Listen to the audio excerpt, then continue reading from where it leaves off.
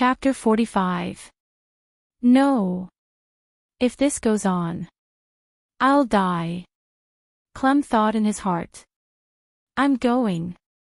Wu-Ming said calmly as he raised his seemingly normal arm. He clenched his fist and punched towards Clem at a very slow speed. Although the speed seemed slow to Clem could feel it. If I get hit, I'll definitely die. Everyone looked at Wu-Ming and Clem nervously. Although the situation was dangerous, they still believed that Wu-Ming wouldn't kill Clem. Her Highness Lana, feeling his heartbeat, Clem thought about the face of the person he swore to serve for the rest of his life. Suddenly, Clem felt the chain in his body break. Paw dash. The shackles that restricted his abilities were broken. Wu-Ming's fist wind formed a tornado, sweeping up the dirt on the ground. In an instant, dust filled the air. Lana, Rose-san, and the others stared at the dust in the courtyard without blinking, wondering what the outcome would be. Slowly, the smoke and dust dispersed, revealing the figures of two people. Clem. Princess Lana couldn't help but call out. Clem's posture didn't change as he stood on the spot. The sword in his hand was swung forward, held tightly by Wu-Ming's other hand. Wu-Ming's arm that swung out stopped beside Clem's head. Wu-Ming slowly retracted his arm and smiled at Clem. Congratulations, you've broken through your limits. This sentence was like the last straw that broke the camel's back. After Clem heard it, his body couldn't support itself and fell to the ground. Breathing heavily and feeling the pain on his body, Clem looked at the sky. He had never felt the sky was so blue before. Even under my aura, you can still dodge and swing your sword. Seems like your awareness is quite strong, Clem. Wu-Ming then took out a healing potion from Dragonist and passed it to Princess Lana. This is a healing potion, Princess Lana. Give it to Clem. Everyone looked at the red healing potion with doubt in their hearts. After all, in this world, healing potions were all blue in color. Red potion. But under the mask of Ibiruai's face, there was a slight change. What is it, Ibiruai? Gedgeland asked Ibiruai. No. I'm fine. After Lana fed the healing potion to Clem, everyone returned to the meeting room. Clem asked impatiently as soon as he sat down, fully recovered. Lord Villo, just now the Villo understood Clem's doubts and asked. A person's brain will limit most of their skills to prevent damage to their body. Just now, you broke through part of the limit under my pressure, which is why your body is in so much pain. After taking a sip of the tea, Wu-Ming put it down. Now, you should be able to control the release of this restriction. You should be able to sense it yourself. Yes, thank you very much for your guidance, Sir Villo. This humble one is eternally grateful. Well, Virgin, you have indeed become stronger, although it was only for a moment. You should have reached the level of a platinum-level adventurer. Gedgeland said from the side. In this world, there was a profession called an adventurer. Wu-Ming knew from the interrogation of the people from the Sunshine Holy Bible that adventurers were people who dealt with monsters. These people were similar to multi-purpose mercenaries, and were managed by the Adventurers Guild. The adventurers' level was differentiated by the rarity of the metal. The metal that symbolized their identity from lowest to highest were copper, iron, silver, gold, platinum, mithril, orichalcum, and stainless steel. Hearing this, Wu-Ming reached out his hand, and a thin white knight's sword appeared in Wu-Ming's hand. Then, how about adding this? Wu-Ming tossed the knight's sword to Clem. This is stainless steel. Clem was confused. It's a pure stainless steel knight's sword. When everyone heard this, they were all shocked. Although a small amount of stainless steel could increase the weapon's quality, no one would use pure stainless steel to forge a weapon. Moreover, with such a large piece of stainless steel, it was hard to say if they could find a blacksmith who could forge a pure stainless steel weapon. After all, stainless steel was the hardest metal in this world. How can I, Mr. Villo, I can't accept such a valuable weapon. Clem's expression was determined not to accept it, and Rose Tsang's expression was the same. After all, no one would be so nice for no reason. Okay, just accept it. After all, I still have something to ask of Her Royal Highness. Of course, Mr. Villo. Ah. Everyone was confused. After all, accepting a request without hearing it was strange no matter how they looked at it. But after thinking about it for a while, Hagrid felt relieved. Wu Ming also looked at Princess Lana in confusion, then seemed to have thought of something. It seems that Her Royal Highness Lana values Sir Clem a lot. Princess Lana just smiled sweetly. Of course, after all, I like Clem the most. Clem's young face blushed when he heard that. Then, Her Royal Highness Lana is not afraid that I will make a request that will harm the kingdom. You must be joking. As I said before, I believe that Mr. Villo who saved His Excellency the warrior is a good person. Wu Ming waved his hand. Forget about being a good person, I just thought that Gu Jifu was a good person, so I helped him. That's enough. Lana smiled. My request is simple, if you have any business in the future, please consider me first. No one in the conference room spoke. A moment later. Is that all, Mr. Villo? Princess Lana asked. That's all. How about it, can you accept it? Okay, no problem. But, with such a small request, you let me accept such a valuable treasure, Clem was still a little unbalanced. It's okay, Clem, just accept it, this is a reward for your determination to protect. Wu Ming smiled. Yes. Mr. Villo, I will live up to your expectations, and I will use it well. Clem accepted it quite solemnly. Looking at Rose Tsang and the others present, Wu Ming looked at Princess Lana. Then that's it for today, I'll take my leave first. Wu Ming stood up. It's really a blessing to talk with you, Mr. Villo's thinking is really advanced. It couldn't be helped. Previously, Wu Ming was discussing business matters with Princess Lana.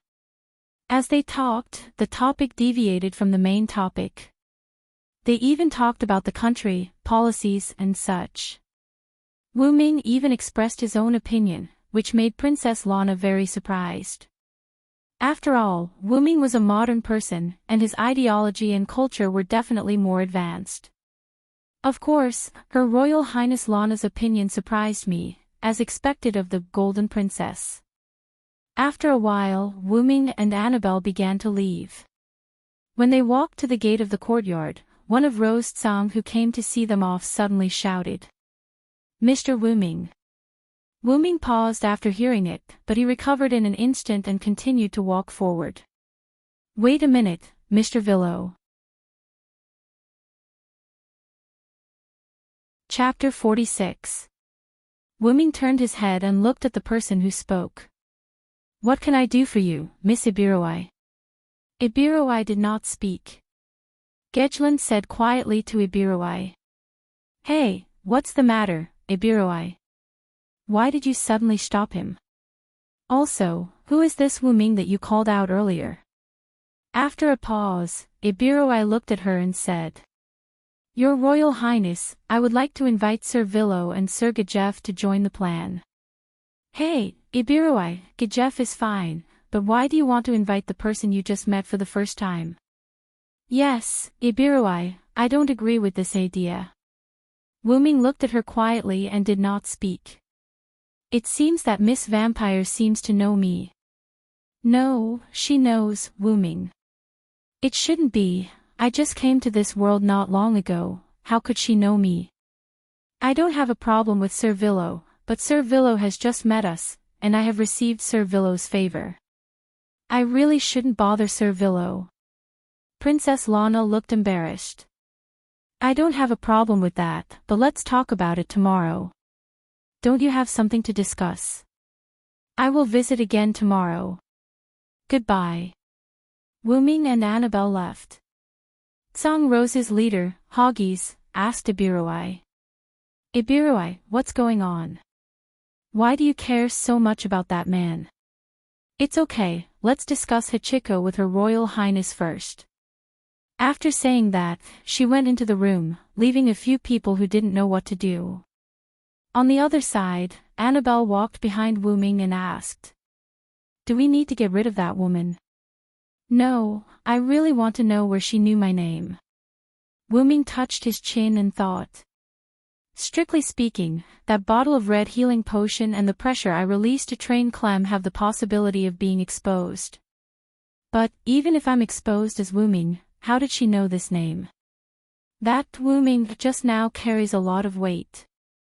Well, let's go back to the hotel first. I want to contact Yair Bird." "Yes, Sir Wu Ming." After discussing with Princess Lana, Zhang Rose's group left the princess's house. On the way back, Gejland began to ask, "What's going on, Rue? You're making us very worried."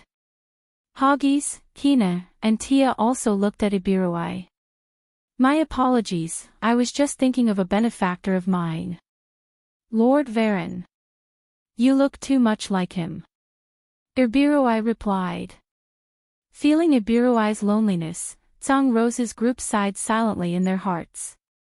In the hotel, Wu Ming took out the scroll called Message and was ready to contact Yair Bird.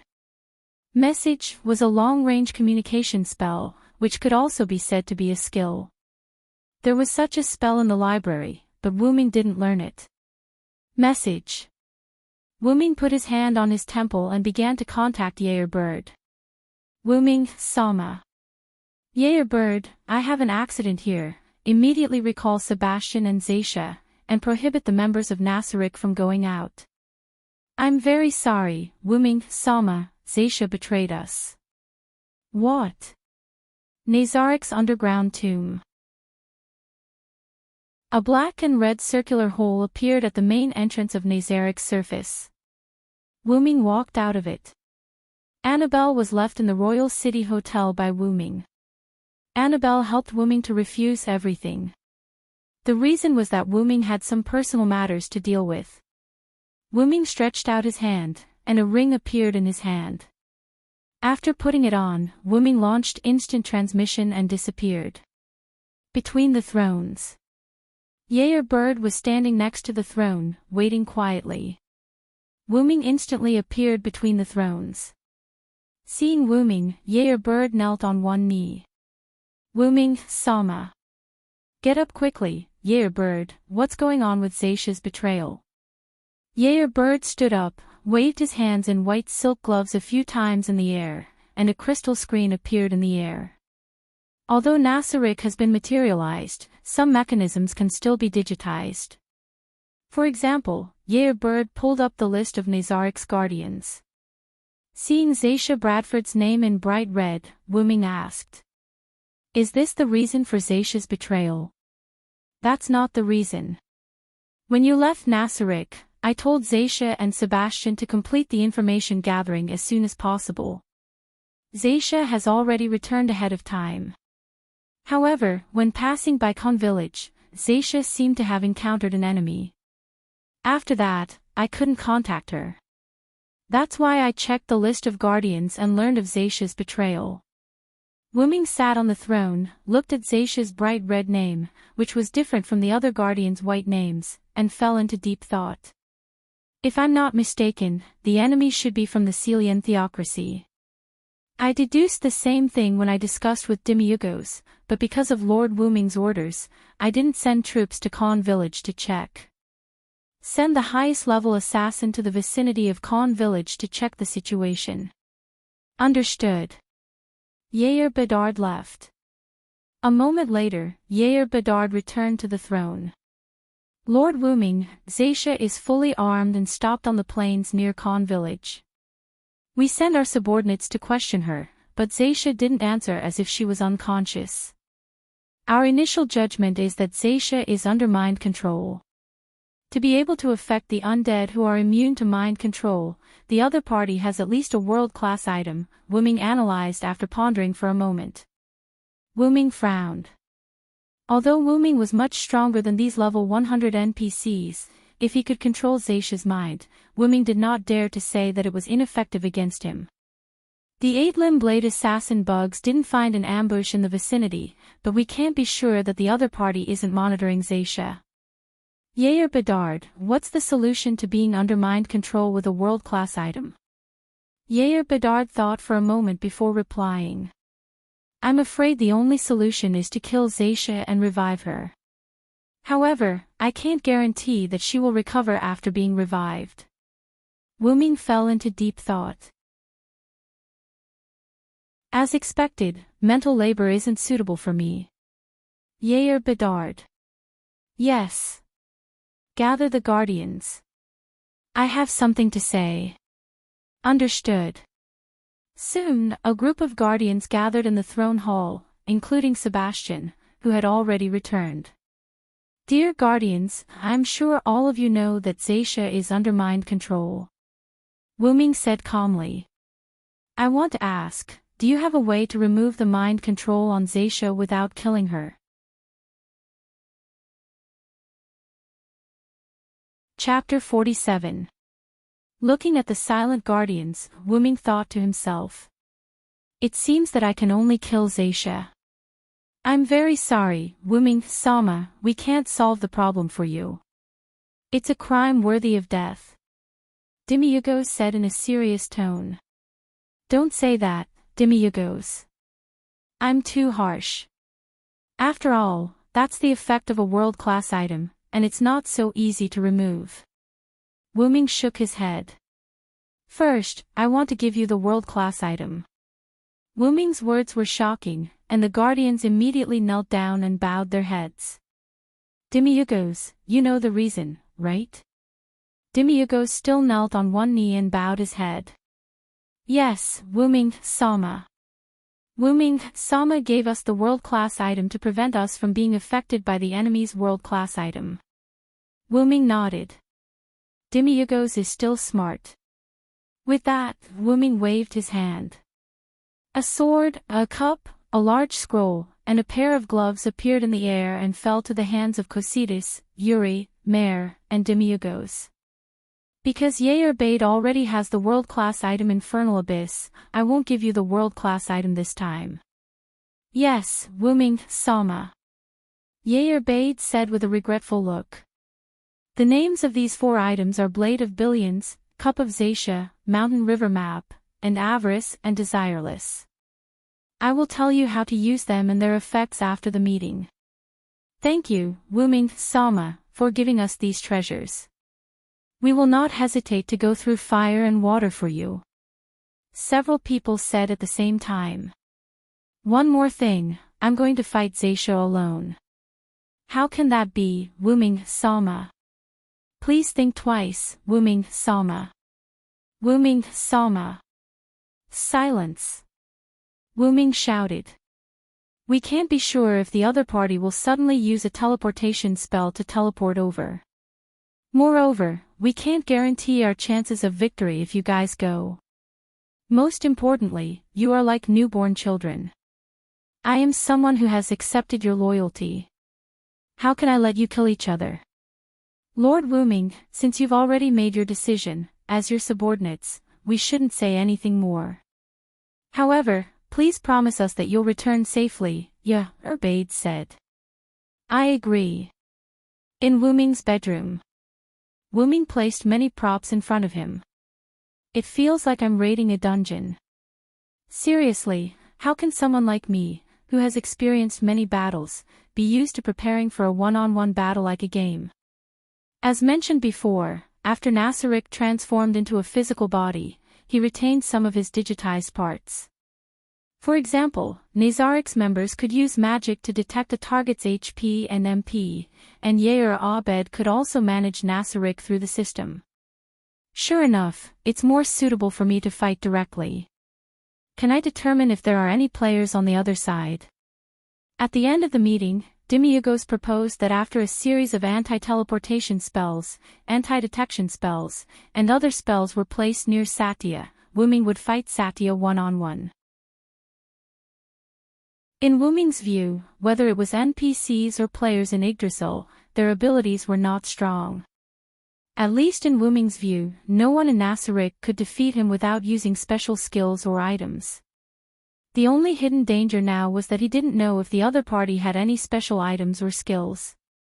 I can only say that it's a game. After all, without these special items or skills, the game would become boring.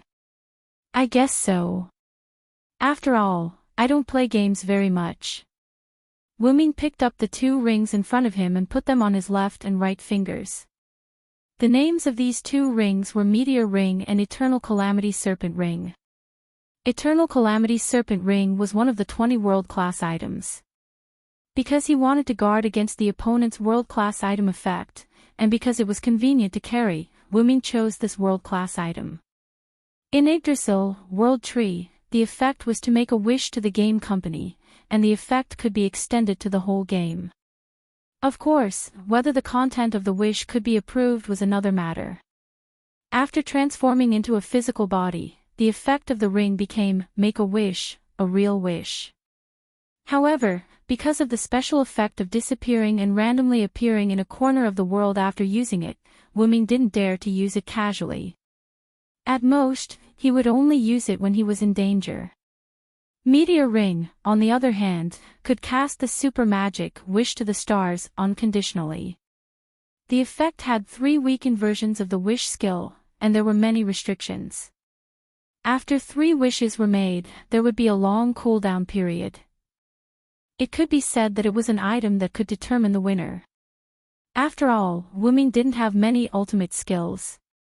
Other than Yggdrasil, and X Silver, Meteor Silver, S Noble Phantasm, Wu Ming had no other skills that could be considered as his ultimate skill. Enkidu has been sleeping since he first came to this world. Most of the magic Wu Ming learned couldn't be used as ultimate skills. After all, the magic stored in the library was either magic books with a limited number of times or written materials that couldn't be learned. The skills Wu Ming learned, such as Dragon Thunder and Heavenly Fire, were useful against the natives, but they didn't have much effect on Zaisha, a level 100 NPC. Aw, my head hurts. Sure enough, I still haven't learned it well, Master. Wu Ming remembered his master, Skaha, who could kill a god with just a magic spear and his own martial arts. Sure enough, I'm still too inexperienced. My bloodline ability is basically harmless. For example, Wu Ming's Origin Dragon bloodline ability, Time Travel Adaptability, Powerful Physique, Endless Magic Power, and Transformation Effect of Calamity Dragon. Suddenly, Wu Ming felt a message in his mind. Wu Ming put his hand on his temple. What's wrong, Yerbade? Master Wu Ming, some humans who look like adventurers are approaching Zaisha.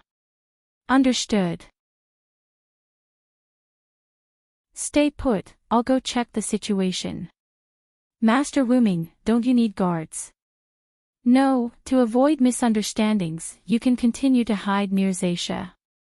Yes, Master. Wu Ming disconnected the communication and lay on the bed. When it rains, it pours. I hope those adventurers can retreat on their own. As the portal closed, Wu Ming appeared on the plain near Khan village. So, those are the adventurers who are approaching. Wu Ming looked at the adventurers coming toward him. Wu Ming took out Yggdrasil and threw it into the air. After a while, Funbaba appeared behind Wu Ming. Those adventurers also seemed to have seen Wu Ming and Funbaba, and they all stopped for a while. 3 people who seemed to be captains came over. Are you the captains of the adventurers who came to crusade against the vampire? Yes, I'm Parodi from Sirius. These 2 are Moknak from Rainbow and Igvalki from Kralgla. May I ask who you are? A young man with a determined look said. I'm the vampire's summoner. Because of an accident, I lost control. Please go back. This is not something you can intervene in. But, even if you say so. Parodi had a troubled expression on his face. Don't waste your breath on him. Igvalki said. Who knows, maybe he's actually here to steal our credit. He thinks that he can do whatever he wants just because he has a good-looking magical beast. To be honest, Funbaba was not tall, and it looked gentle, but it did not mean that Funbaba would not kill. Funbaba raised its leg, and in an instant, a huge man-eating flower appeared at Igvalki's feet. In an instant, Igvalki was eaten by the man-eating flower before he could even make a sound. Parodi and Moknak put their hands on their weapons with a solemn expression. I'm in a bad mood. Persuading you to leave is for your own good. Do you have to make an example of me? Ah! Wuming released the aura of a giant dragon. The wind pressure caused by his aura overturned the adventurers in the distance, and Parodi and Moknak in front of him were unconscious. Wuming slowly retracted his aura. Ever since Silent Wonder turned into a dragon, he had mastered an invisible pressure similar to draconic aura. This could be considered a blessing in disguise. Looking at the hurried and orderly retreat, Wuming turned around and walked toward Satya.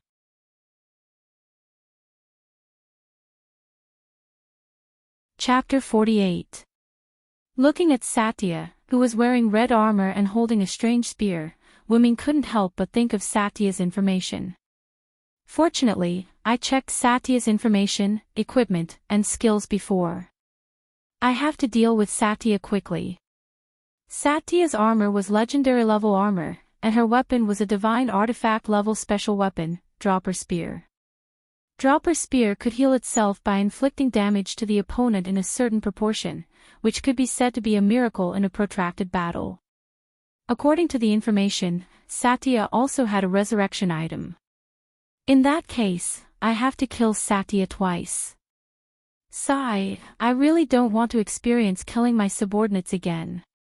When Wuming was a knight, he once had a subordinate who was infected by a monster.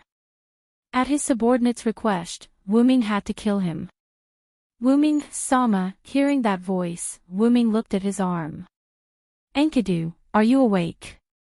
Well, because Wuming, Sama is upset, I woke up to see if there is any way to help you. I appreciate your kindness, but I don't think you can do anything about it. Wuming couldn't find any other way to remove Satya's mind control other than killing her. Wuming, Sama, maybe I can give it a try. Oh, really, little Enkidu. Wuming was so excited that he called out Wuming's pet name for Enkidu. Yes, Wuming, Sama, I was originally a chain connecting heaven and earth. Of course, I have a way to break the chain. If possible, Wuming, Sama can connect me to Satya, and I should be able to remove the negative effect. But little Enkidu, why didn't I know you have this ability? Wuming asked strangely. After all, Wuming was also a Uruk native, and he knew about the Heaven Lock. It's strange. After I came to this world with Wuming, Sama, I began to change, which is why I fell into a deep sleep.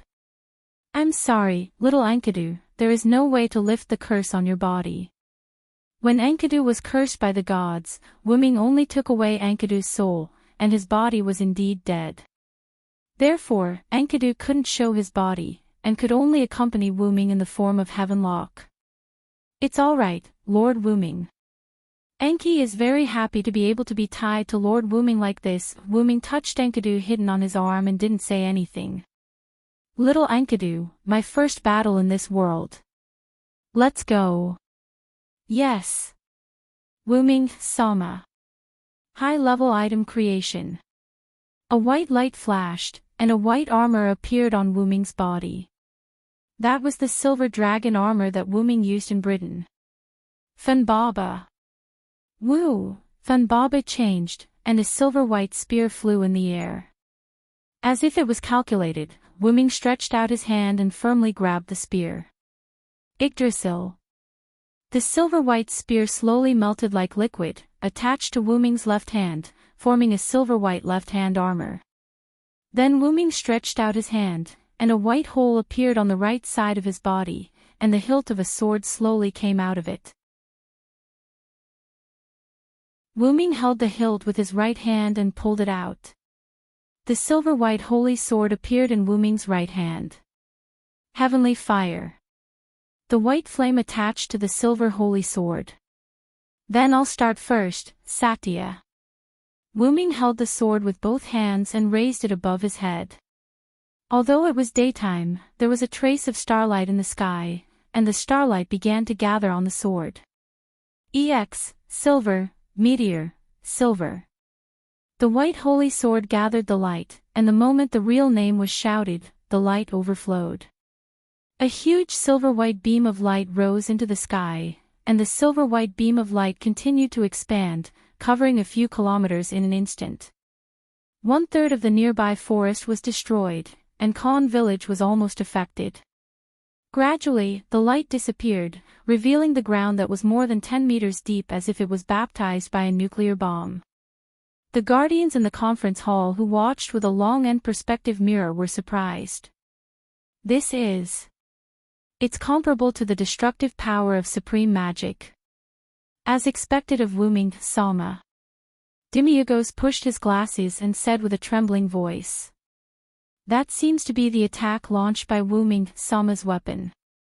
Is it a world-class item owned by Wuming Sama? Cositas opened his mouth.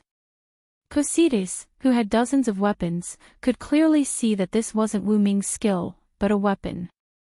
Such a powerful blow, as expected of my lover, Wuming Sama. Yair did not show her infatuation side, but with a rather calm expression. Satya Sama shouldn't be able to withstand Wuming Sama's attack. It should be Wuming Sama's victory. Although Sebastian was a level 100 NPC, he still called the Guardian Sama. Yuz and Mare, who were on the edge of a nearby cliff, were covered in dust. Phew, that was close, we were almost finished. Woo! Wuming Sama is really powerful, isn't he, sister? That's right. If Yuz and Mare had not activated their special skills in time, they might have ended up like Satya. Wuming looked at Silver, Meteor Silver, and scratched his head awkwardly. I accidentally used too much magic power, ha ha. What should I say, Lord Wuming? Enkidu, who was on Wuming's left arm, sighed. I can't help it. Ever since I turned back into a dragon, I haven't used my noble artifact.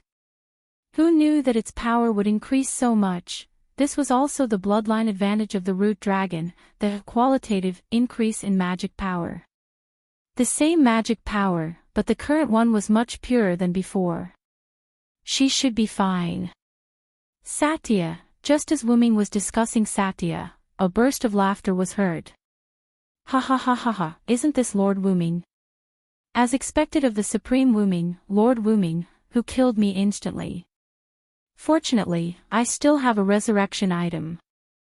Lord Wuming, ha. Sure enough, I've already killed Satya once. What a big mistake. Since I turned into a dragon, the quality of my magic power has greatly improved. Coupled with the bonus of the Tier 9 spell, Heavenly Fire, the power of Silver's noble artifact is really amazing. Wuming shook his head and looked at Satya with his eyes hidden under the helmet. I'm sorry, Satya, I accidentally killed you. No, Lord Wuming, you don't need to apologize, because you just need to let me kill you. Ha. Looking at Satya, who was laughing wildly, Wuming couldn't help but think. Is he really mentally ill? If that's the case, Xiaoen.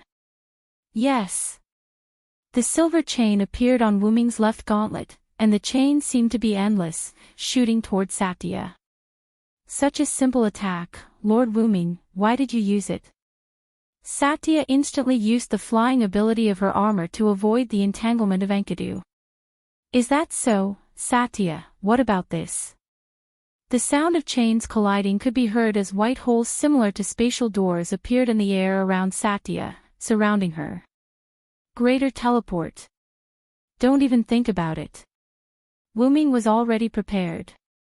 Wuming instantly tore the scroll from Dragonist. What? Greater teleport doesn't work, is it dimensional lock? Yes, it's dimensional lock that can restrain teleport. Enkidu. In an instant, Enkidu extended from each white space and bound Satya. Damn it. Einherjar. As Satya chanted the spell, a white light flew out of Satya's body. After the white light took shape, it was a figure exactly the same as Satya, but this figure was completely white. Einherjar summoned by this skill only had the physical ability of the original body, and it could not use magic or skills. Einherjar rushed toward Wuming, but Satya knew very well that Einherjar was no match for Wuming. Struggling to break free from Enkidu, Satya activated magic essence and began to check Wuming's magical power. What she saw was a huge amount of magical power gushing out like a bottomless pit. As expected of the supreme being of the great underground tomb of Nasarek. You can be said to be an invincible existence, Lord Wuming. On the other side, Wuming activated another noble phantasm. Noble phantasm liberation, Yggdrasil. A large number of branches quickly grew from Wuming's left hand, entangling Satya's Einherjar. Absorb, Yggdrasil. The Einherjar gradually faded until it completely disappeared. So, what should you do now, Satya?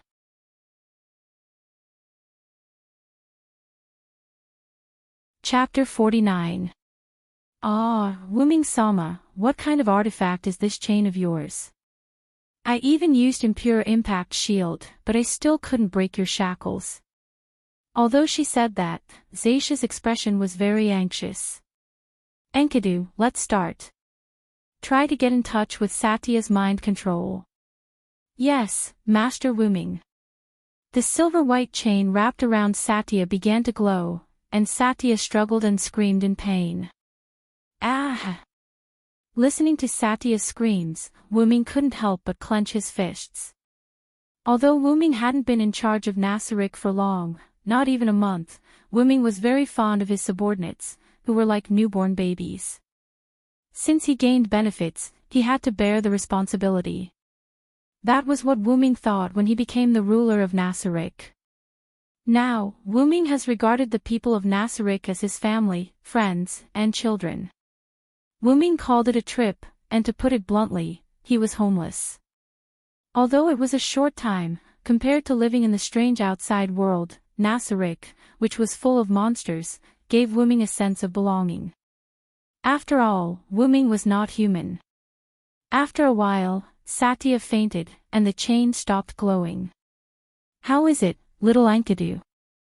Should be, okay. Wuming heard Enkidu's voice and felt something was wrong, so he quickly asked. What's wrong, little Enkidu? Are you okay? I'm fine. Master Wuming. I'm still not used to the changes in Enkidu, plus I forced myself to wake up before. I might fall asleep again. Sorry. Master Wuming, it's okay, little Enkidu, you don't have to apologize. I'm really lucky to have you by my side. Enkidu didn't say anything else. Sensing the weakening of Enkidu's mana, Wuming knew that Enkidu had fallen asleep again. Wuming jumped up and hugged the unconscious Satya. He stroked Satya's face and said, Go to sleep, everything will be fine. As if she had heard him, Xiaotaya's slightly nervous face gradually relaxed. Nasarek Conference Room. As expected, Sir Wuming's victory is beyond doubt. Cositas exhaled a breath of cold air as he spoke. It seems that I don't need to prepare materials for Satya's revival. As expected of Lord Wuming.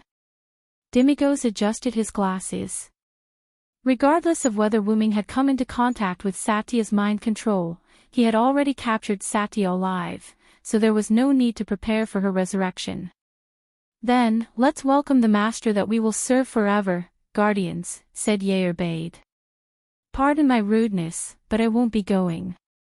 I have to prepare food for the returning Lord Wuming. I remember that Lord Wuming strongly requested not to eat potatoes last time. I have to inform the chef. With that, Sebastian bowed and left. Wuming landed on the ground with the unconscious Satya in his arms. He looked at Yal and Ma Lei who were walking toward him. I'm sorry, Yal, Ma Lei. I didn't hurt you just now, did I? It's okay, it's okay. I didn't expect Lord Wuming, who had been keeping a low profile in Nasarick, to be so powerful. Anne. Powerful. Anne. Gentle. Wuming smiled and shook his head. I'm still far from that. You must know that no matter what, there's no end to it. To be honest, Wuming didn't expect a noble artifact to be so powerful. After all, Wuming didn't use a noble artifact many times. The few times that he did, it was because his opponent also used a noble artifact or because his opponent was unmatched without a noble artifact. Thinking about it carefully, it wasn't strange. Noble artifacts were known as the trump cards of heroic spirits. Putting aside the strength of heroic spirits, just the word trump card showed the importance of a noble artifact. By the way, y'all. Wuming looked at y'all and asked, the anti-detection magic is working, right? Yes, Lord Wuming. Although Lord Wuming's attack destroyed most of the magic, I repaired it in time, so there's no problem. Then, as if he thought of something, Wuming said to Ma Lei, don't make any changes to the traces of the battle here. It can serve as a deterrent. Yes. Lord Wuming. Then, let's go. Yes, Lord Wuming. X2, between the thrones, in the audience hall. Yair bade, Demiurgos, Cositis, Sebastian, and the others had been waiting for a long time. Wuming carried Xiaotaya while the dark elf twins followed behind him. Lord Wuming. Congratulations on your victorious return. Looking at the guardians, including the twins, who were kneeling on one knee, Wuming said, rise, guardians. Yes, Lord Wuming. Yair bade, check Xiaotaya's status. Yes, Lord. Yair bade slid his finger in the air and opened a virtual window. Yair bade slid his finger. When he saw Xiaotaya's name turn from red to white, he heaved a sigh of relief. There's no problem, Lord Wuming. Xiaotaya's name has turned white. How about this? Bring Xiaotaya to the room on the 9th floor to rest. During this time, arrange for many monsters above level 90 to guard her and set up many magic traps to prevent Xiaotaya from going berserk. This. Lord Wuming, to let the servant step into the residence of the supreme beings. Yair bade had an inappropriate expression. It's fine. The other supreme beings won't blame you. Carry out the order. Yes, Lord. Speaking of which, it was strange. Ever since Wuming came to Nasarick, the 9th floor of Nazarick's underground graveyard had been deserted. No, it should be said that this was more befitting of the graveyard's name. In fact, there were quite a lot of people on the 9th floor. There were 41 level 1 android maids, as well as a group of service staff in bars, restaurants, and hot springs. However, these people only moved around in their own areas and never came out. Thus, only the guardians were left to move around freely. In fact, it was also because each floor of Nasarick was too big. Perhaps it was because Wuming and Nasarick had temporarily fused. Nasarick was not as big as the information indicated. Instead, it was much bigger than the information indicated. Other than the surface of Nasarick, which did not change much, the 1st to 10th floors of Nasarick had expanded a lot. According to Wuming's speculation, the largest floor was even comparable to the size of a city. I'm a little tired. Let's go back and rest. Sebastian, is the food ready? Of course, Lord Wuming. It's all ready. I also specially told the chef to reject all potato products. Speaking of potatoes, Wuming recalled the fear of being dominated by Gawain in Britain. Well done. Sebastian. For the supreme beings, I won't hesitate. Following the conversation, Wuming and Sebastian stepped into the restaurant.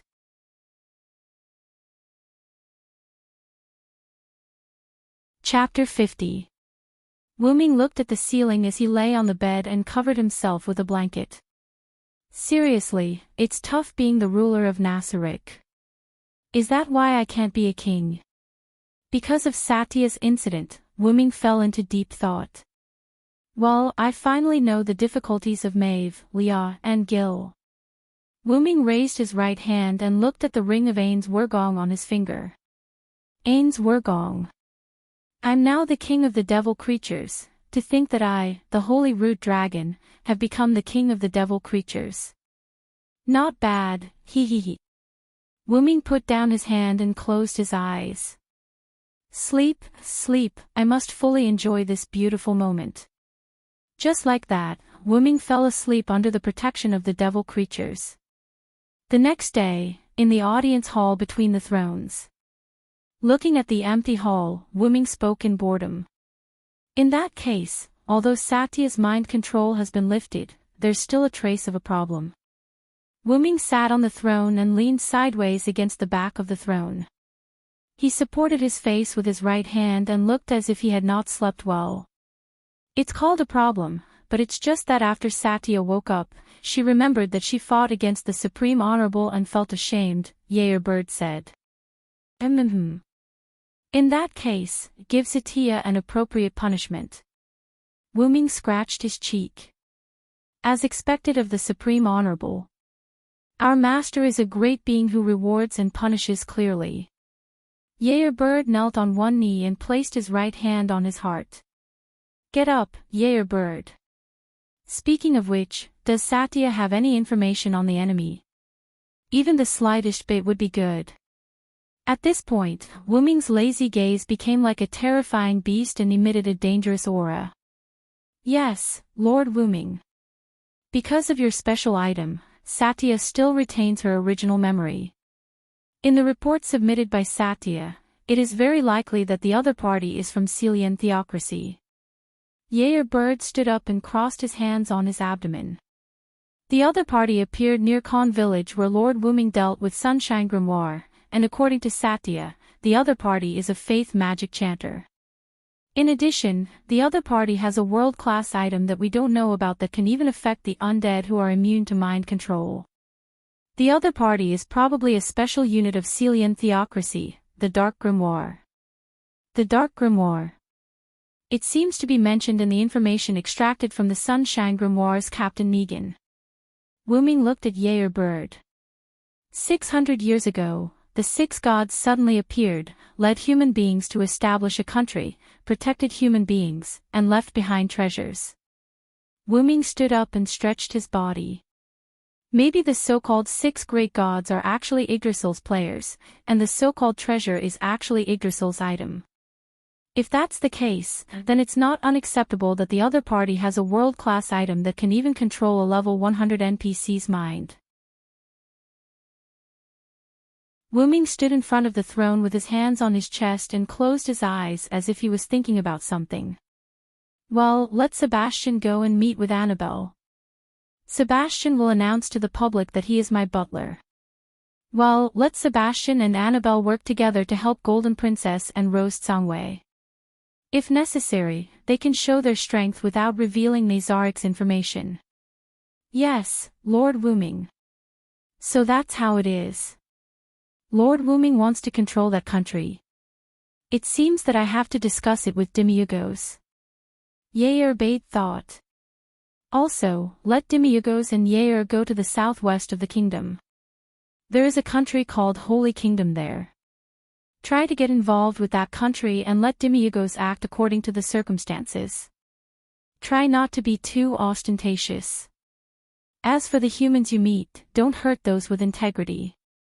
Deal with the scum on your own. Yes, Lord Wuming, do you have any other orders? Bade asked. Well, Sebastian is in charge of everything in the kingdom, including killing people. You must follow Sebastian's judgment. Demiurgos is in charge of everything in the Holy Kingdom. Try not to kill people.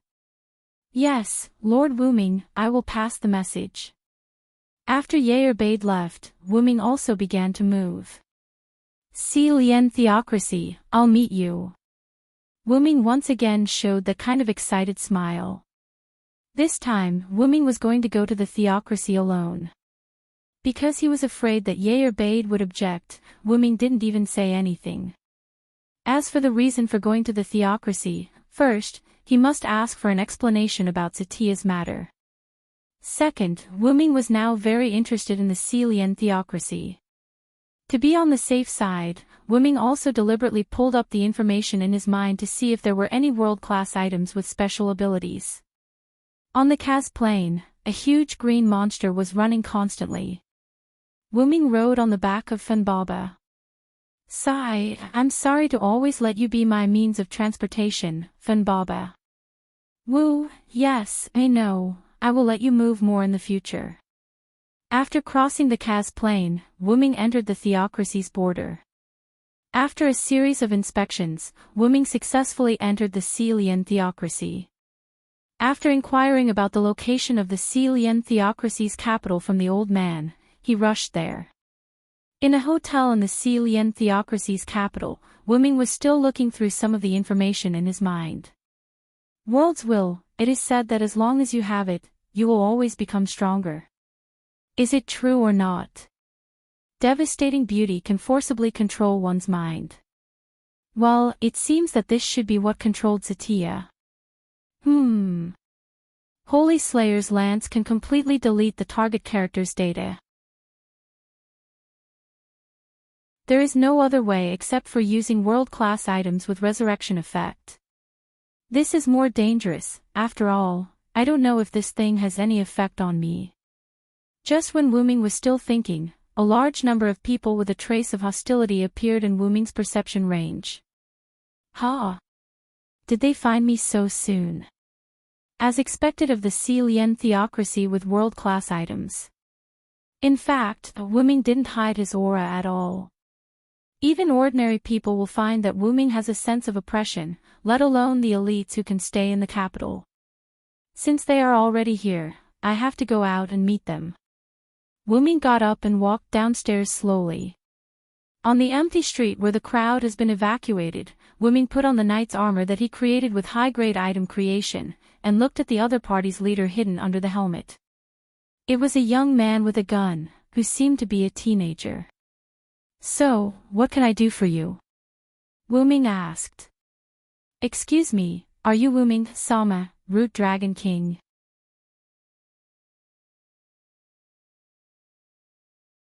Chapter 51. Hearing the other party's question, Wuming did not answer but fell into deep thought. What's going on? Not only did Irbiroe know that Wuming was looking for someone, but he also suspected that I'm Wuming. The people in the theocracy also know, but I just arrived in this world not long ago. Wuming looked at the young man who asked the question in front of him. What about you? Who are you? Wuming declined the other party's question implicitly. I'm the lead disciple of Dark Scripture in Celian Theocracy, code name is Dark Scripture, Wuming Sama. Seeing the other party bowed politely, Wuming spoke again. So, Dark Boy, you know about the vampire near Yolanter, right? Yes, Wuming Sama, we found it when we passed by there, and we lost 3 people because of it. Very well, that's my subordinate. Don't you want to explain? Dark Scripture's lead disciple clearly perceived that the other party was constantly exuding a dragon-like pressure to the surroundings. I'm sorry, Wuming Sama, because you disappeared for too long, so we don't know much about your new subordinate, please forgive us. New subordinate? Do I have any old subordinates? Wuming's expression did not change at all, but his heart was already in a mess. Okay. Then take my blow. As he spoke, Wuming took out X Silver, Meteor Silver, from Dragonist, Dragon's Nest, and raised it above his head with one hand. In an instant, a large amount of starlight gathered from the endless blue sky into the sword. Wuming Sama.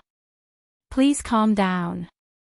The lead disciple shouted nervously at Wuming, and the young man's subordinates also picked up their weapons, although they didn't have much effect.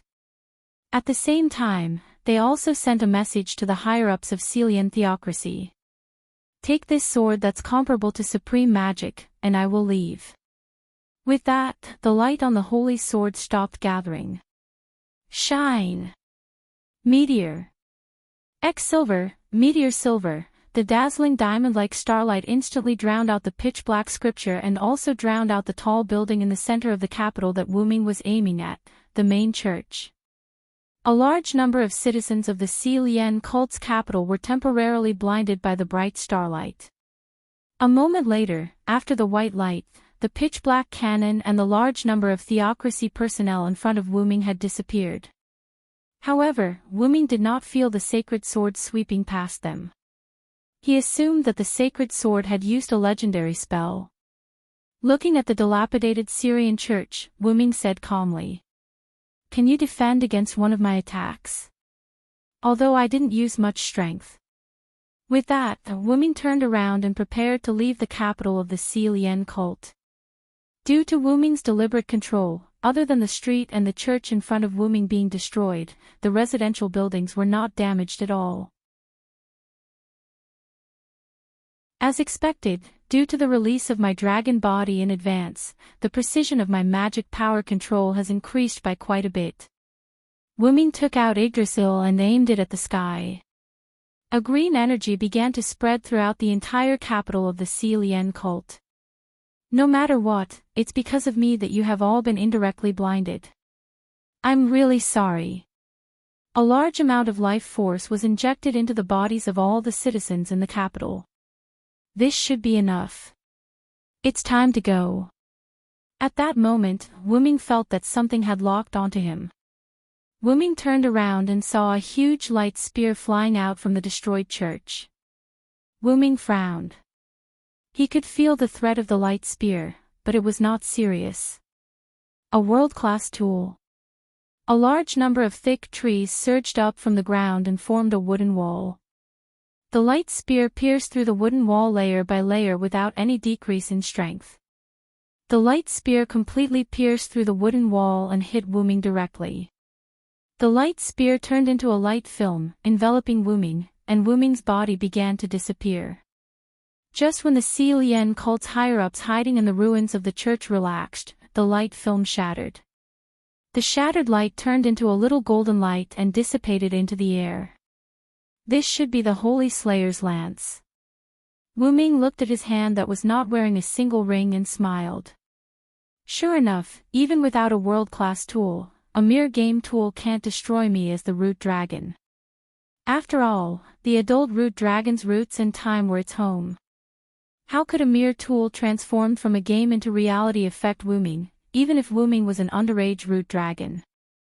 Wu Ming looked at the Celian cult's higher-ups as if he could see through the wall. So, here comes the revenge. Wu Ming raised Yggdrasil and wanted to release its real name. At that moment, Wu Ming seemed to hear something and put away Yggdrasil. You're lucky. After saying that, Wu Ming left the capital of Celian cult without looking back, leaving behind a group of confused residents who felt as if they were in a dream and a group of terrified higher-ups. After Wu Ming left the capital of Celian cult, he immediately moved to the northwest. After tearing the flight scroll, Wu Ming flew into the sky and flew toward the Ristage kingdom. Soon Wu Ming arrived at the sky above the kingdom, but Wu Ming did not stop and continued to move toward the northwest of the kingdom. That was the most northwest country on the continent, known as the Grand Kingdom. It was a country built by the demi-humans, located in the north of the Ristage Kingdom, northwest of the continent. It had a long history and strong national power. It was said that there were 5 or 7 dragons as counselors. The reason Wu Ming returned here was because someone had sent a message to Wu Ming through message magic. Come to the Grand Kingdom, partner. I will tell you everything you have doubts about. Wu Ming sensed the message and map left behind by the other party and arrived at a cave. After entering the cave, Wu Ming found a teleportation magic circle in the deepest part of the cave. Wu Ming activated the magic circle. After a flash of white light, Wu Ming found himself in a large palace, as if he had been in the palace of Babylon. And on a huge platform in front of Wu Ming, a huge white dragon was lying on it. Are you the one who called me? The dragon raised its head and looked at Wu Ming. Sure enough, you don't know me at this time, partner. Judging by your tone, we are very close, Wu Ming asked. Ha ha ha, of course, we are partners who have gone through life and death together. No, master. This surprised Wu Ming. Then, let me guess, is it because of the time travel magic? As expected of you, partner.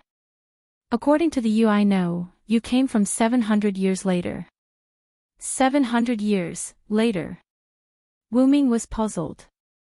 As far as I know, the 6 great gods from 600 years ago, the 8 desires king from 500 years ago, the demon god from 200 years ago, and the 13 heroes should all be transmigrators. The dragon said to Wu Ming. Yes, that's right. You told me that back then.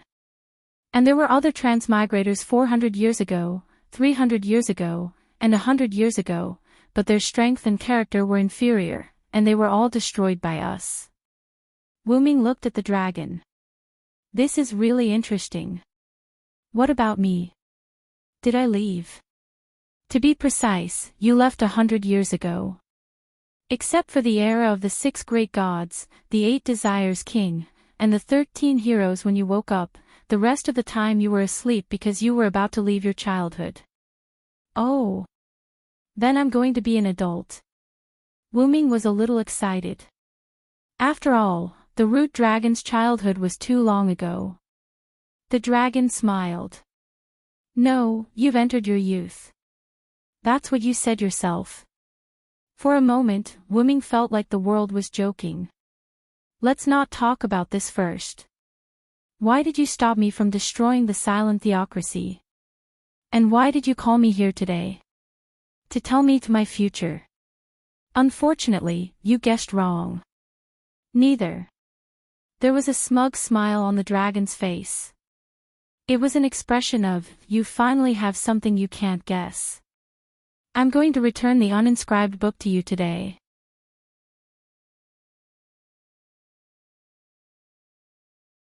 Chapter 52. Uninscribed Incantation Book. Wu Ming was puzzled.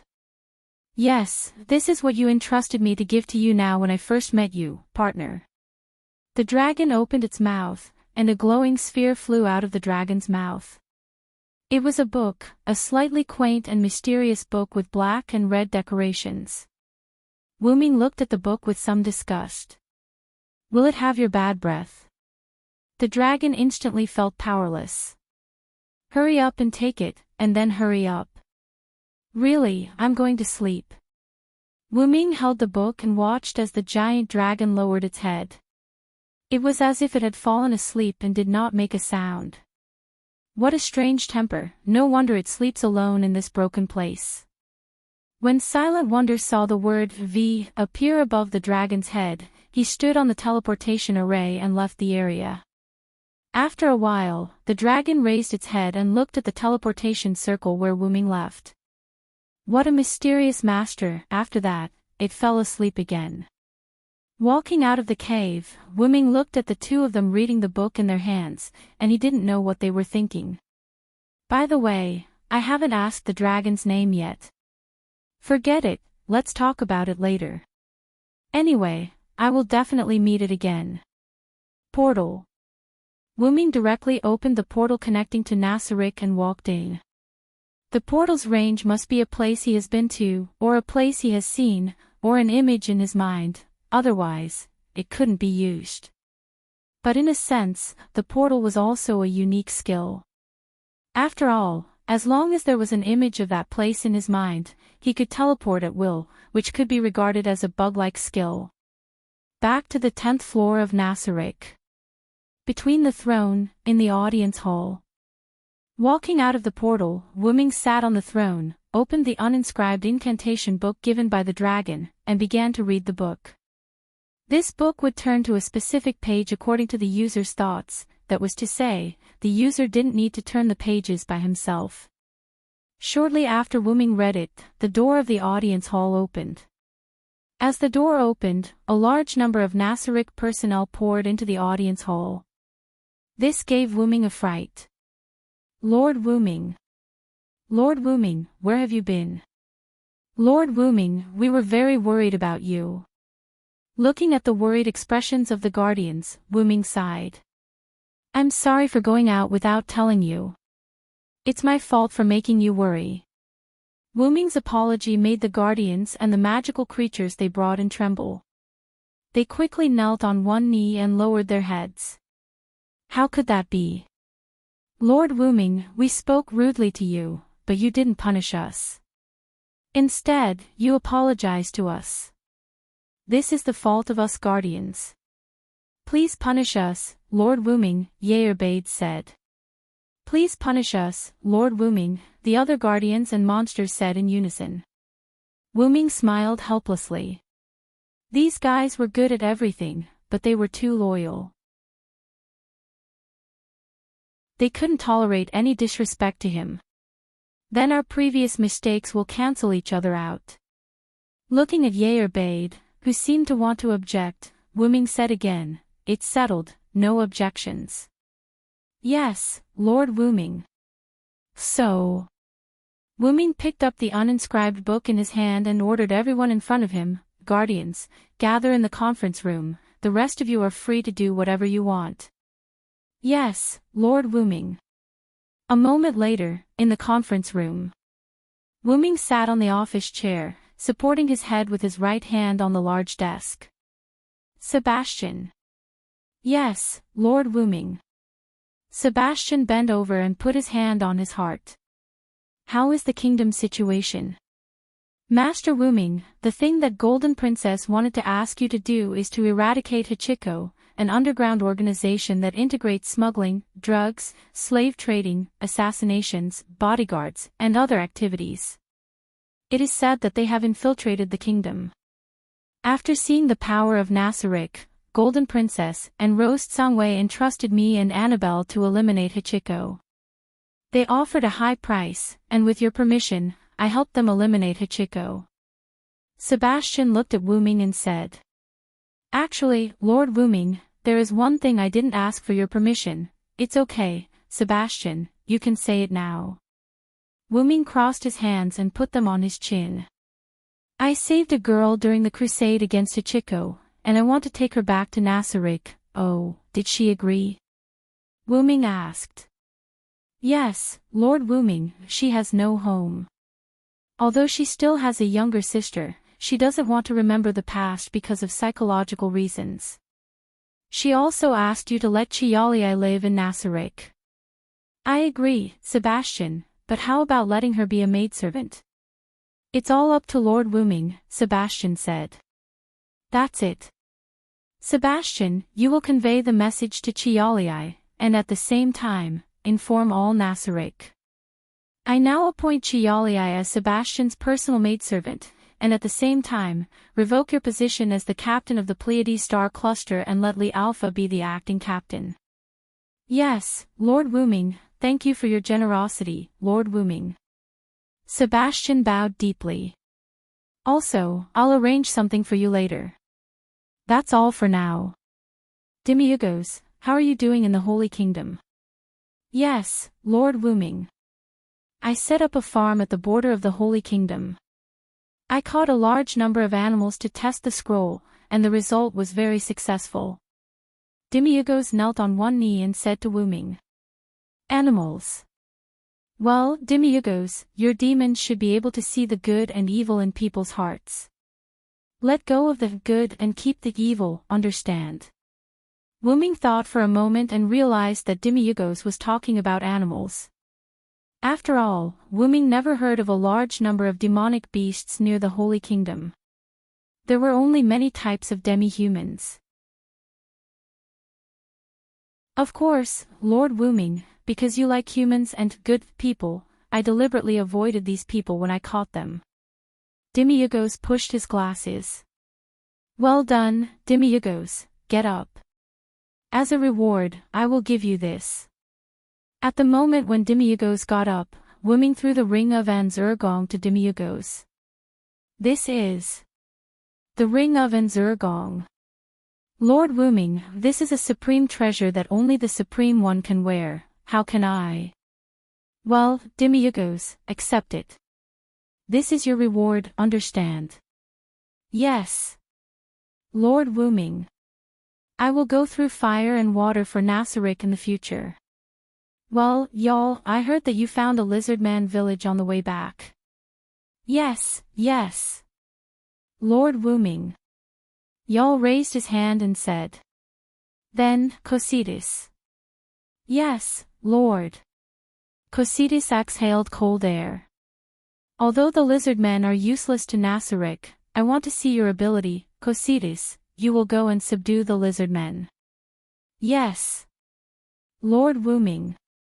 I will complete your task. But remember, you and your men don't fight in the first battle. I will send some soldiers to follow you. Only these soldiers can be used in the first battle. Remember. Yes, Lord Wuming.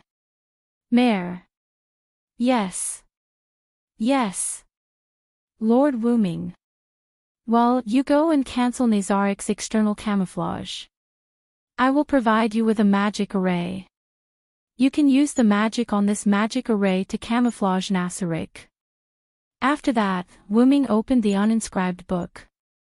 As Wuming thought, the book turned automatically and stopped at a certain page.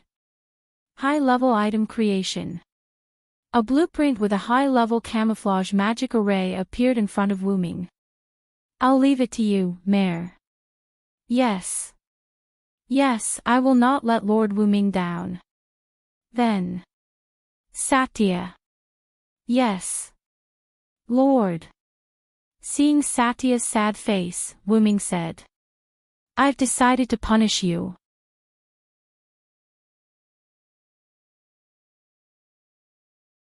Chapter 53. Hearing the punishment, Satya's face lit up. As for the specifics, we'll talk about it later. This confused Satya. Yair Abed. Wuming turned to look at Yair Abed. Yes, Lord Wuming. Wuming took out another ring of Anziwargong and handed it to Yair Abed. Lord Wuming, you. Although he was happy that Wuming gave him the precious ring of Anziwargong, Yair Abed was puzzled. After all, he did not make any contributions. I've decided to leave Nasarick temporarily and head to the other world. So, I've decided to give you this ring to manage Nasarick while I'm away. How can that be, Lord Wuming? You should let my protectors lead the way to the other world, Yair Abed shouted. That's right, Lord Wuming. It's too dangerous for you to go personally, Demiyugos added. Seeing the worried expressions of the protectors, Wuming smiled. There's no helping it.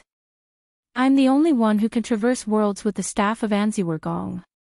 At most, I can bring 1 or 2 people. So, I can only be the vanguard.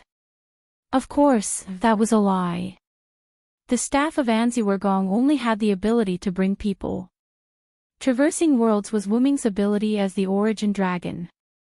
In that case, Lord Wuming should bring me along. As the person with the highest defense in Nasarick, I can definitely protect Lord Wuming, Yair Abed said. No, I've already confirmed the number of people. It's Satya and Sebastian. What? Satya and Sebastian were stunned.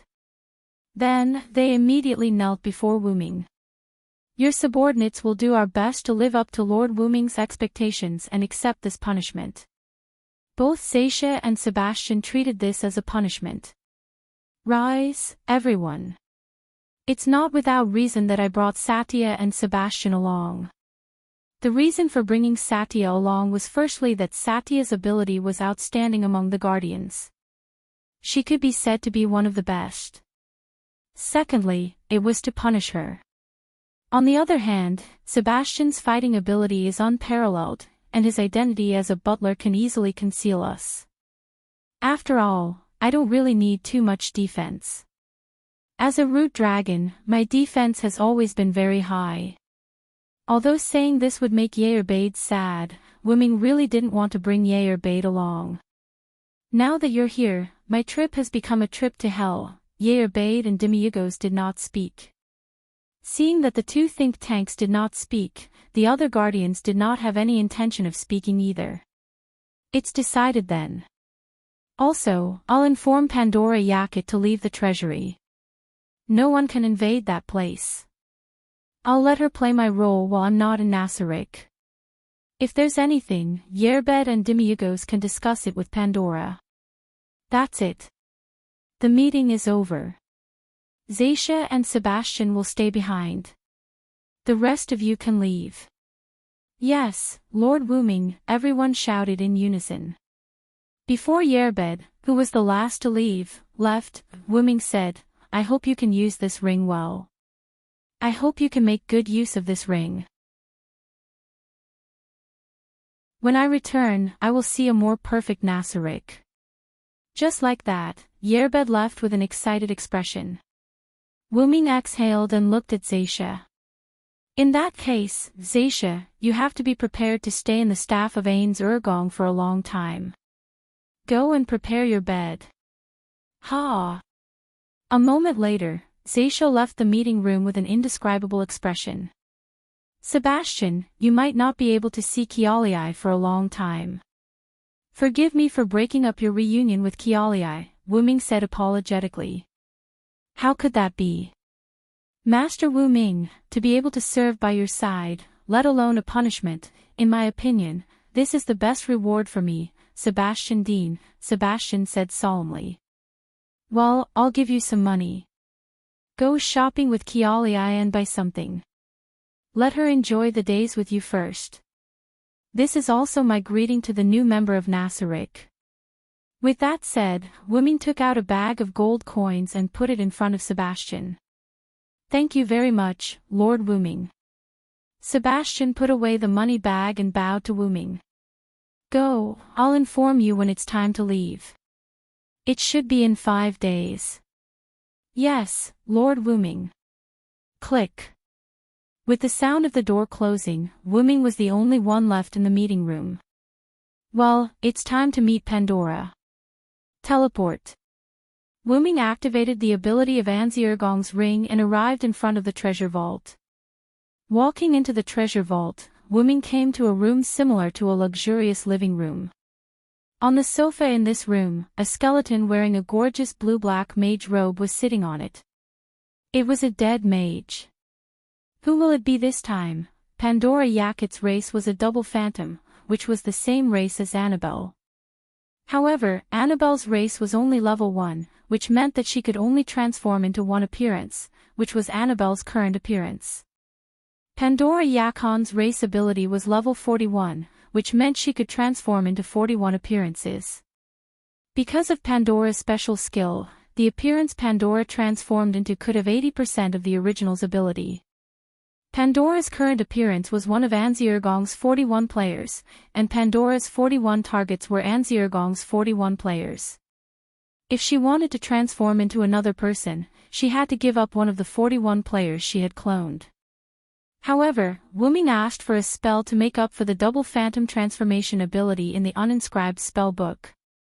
Using a special spell to record the character's information that had been cloned and save it on a special paper, so that the character's transformation ability could be transferred from one's own skill to a special container, and then continue to copy other characters' information to transform into that person's appearance. Wuming, on the other hand, had already prepared the special paper. Oh, Lord Wuming, welcome. The appearance of the dead great magician in front of him gradually changed, turning into a strange humanoid with completely white skin, wearing a German military uniform and a military cap. He had no facial features. In the position of the facial features, there were some holes as the representation of the facial features. Pandora, I have something to tell you. After briefly explaining Wuming's idea and the special paper Wuming took out, Pandora instantly understood. Understood. Lord Wuming, leave it to me, I will turn you into a hero. Don't worry. Looking at Pandora, who was performing a German military salute, Wuming was a little helpless. Don't act like you're a real hero. Try not to interact with others. It's best if you're unpredictable.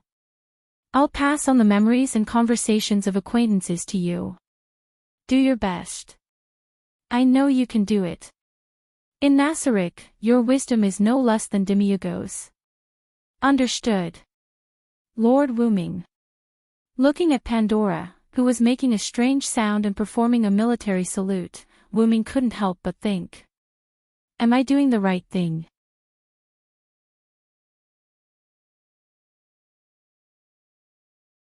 Chapter 54. After telling Pandora everything, Wuming left the treasury. Back in the conference room, Wuming decided to read the uninscribed book more. After all, it will automatically record the magic of the world. After reading the book in the conference room for a few days, Wuming closed the book and stretched. I'm so tired. Although I don't have to eat, I still have to sleep. With that said, Wuming used the Ring of Ains Wugong to go to his bedroom. Lying on the bed, Wuming recalled everything he did in this world. I'll tell them the truth. I'm not the Supreme Lord they used to be loyal to. After all, Wuming also indirectly deceived the Guardians. Even if the Guardians didn't care, Wuming still felt uncomfortable. After all, I'm the root dragon. How can I do such a thing? It's a disgrace to my bloodline. After thinking about it, Wuming shook his head again. Of course not. If I tell them the truth, with their sense of justice, they might take revenge on the Supreme Lord who abandoned them. Well, I still have to think about it carefully. After a while, Wuming's door was knocked. Come in. Sorry to disturb you, Wuming Sama.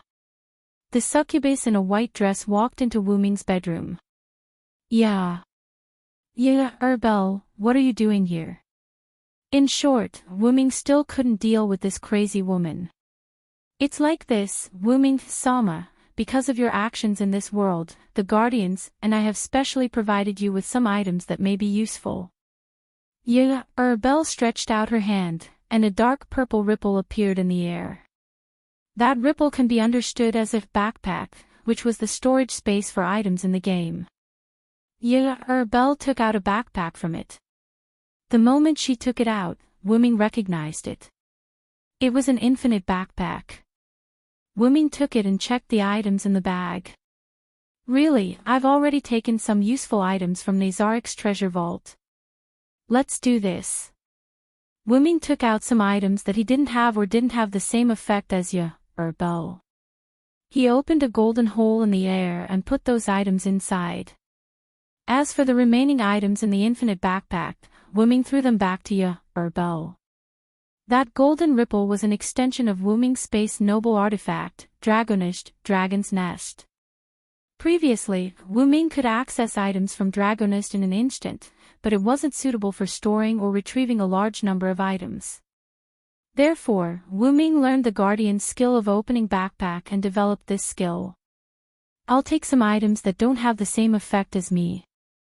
You can divide the rest among the Guardians or the anti-theft treasure vault. Anyway, I won't touch it again. Wuming waved his hand and said somewhat willfully. Yes.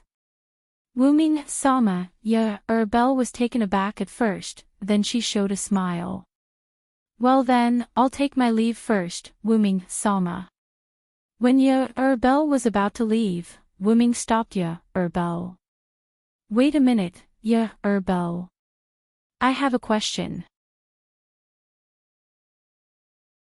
Wuming said awkwardly. What's the matter, Wuming Sama? Is there a problem that I, as your subordinate, can solve? Erbel looked at Wuming. And I'm saying if, I'm not the Supreme Venerable you served before, but just a Supreme Venerable who came in after the other Supreme Venerables left, what do you think? Wuming asked a little guiltily. Faced with this question, Wuming thought Erbel would say something like, that's impossible. What does it matter, Wuming Sama? Ha! Looking at Erbel's smiling face, Wuming was a little overwhelmed.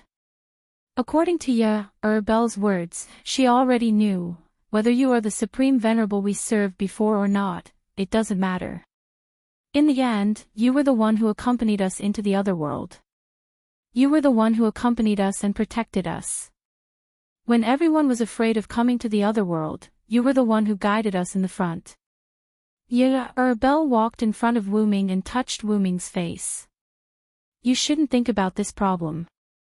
You just need to move forward, because we will only choose to follow you forever.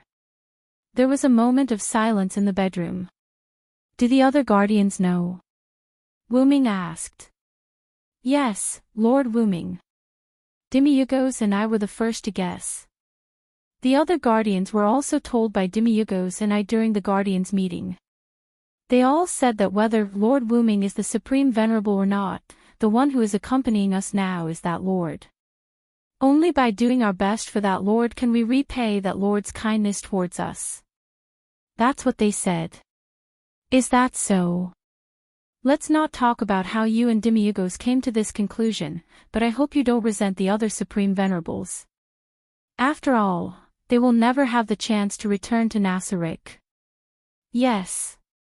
I promise you, my beloved Lord Wu Ming. Then, can you explain why you took off your clothes? Bell. Wu Ming looked at Bell who was taking off his clothes and shouted hysterically. Of course, I'm taking advantage of the atmosphere to take down Lord Wu Ming. How can I let go of such a good atmosphere? Lord Wu Ming. Bell returned to his infatuated expression. Really, you've ruined such a rare atmosphere. Get out of my way.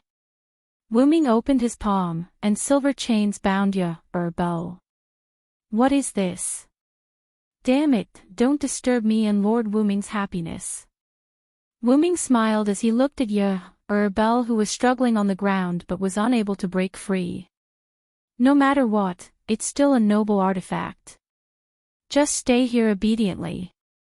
Once the magic power of this skylock is exhausted, it will automatically disappear. That's it, goodbye, wait. Lord Wu Ming, after that, Wu Ming used the ring of Anziwergong to teleport out of the bedroom, leaving only Bell who was crying. On the 9th floor corridor, Wu Ming walked and muttered to himself. Seriously, to think that I was so vexed. In the end, all the guardians know about it. Sigh. As he walked, Wu Ming found himself in the corridor of the conference room. Demiurgos. Wu Ming saw Demiurgos standing in front of the conference room, looking at who he was talking to. Wu Ming speculated that Demiurgos was using message magic to communicate. And Demiurgos seemed to be too focused, he didn't notice Wu Ming's arrival for the time being. Until Wu Ming stood behind Demiurgos. Lord Wu Ming. I'm so sorry, I didn't notice your arrival. Wu Ming said as he looked at Demiurgos, who was kneeling on one knee. It's okay, Demiurgos, I don't blame you, including the conversation between you and Cositas just now. I'm so sorry, Lord Wu Ming, your intention was to let Cositas understand by himself. I really shouldn't have said that. Demiurgos lowered his head even more. It's okay, Demiurgos, I said I won't blame you. Come in with me. Wu Ming said as he opened the door of the conference room. After Wu Ming went in, Demiurgos followed.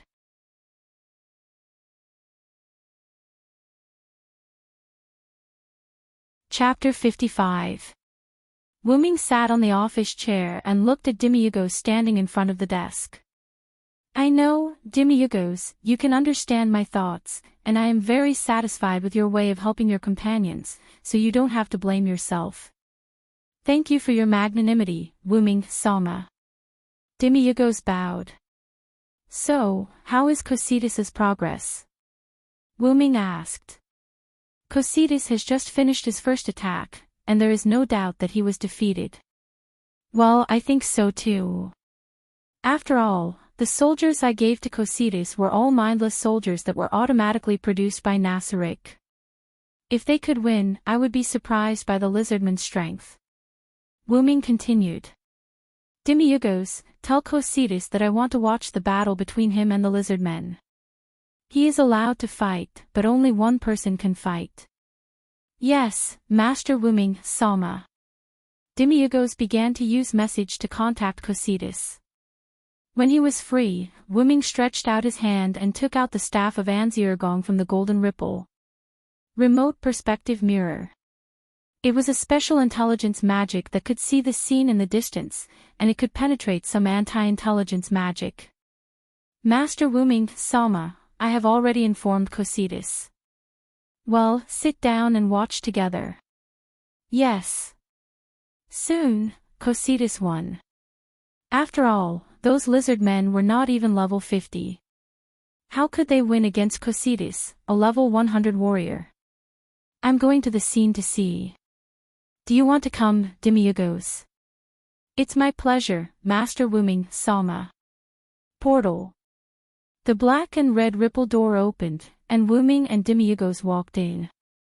Wuming came to Cocytus's side and looked at the few lizardmen's bodies on the scene. Wuming praised. It's a wise choice. After all, when they knew that the other party wanted to subdue their race, they didn't need to send out all of their combatants because if all of them died, it would be a disaster for their race. Sir Wuming. When Cocytus saw that it was Wuming, he knelt down on one knee. Well done, Cocytus. Thank you for your praise, Lord Wuming. Since we've conquered the lizard men, it's time for us to return. After saying that, Wuming wanted to leave. Lord Wuming, I have a request. Wuming looked in astonishment at Cocytus, who was kneeling on one knee and bowing his head. Say it. If it's not a big problem, I'll agree to it. Thank you, Lord Wuming.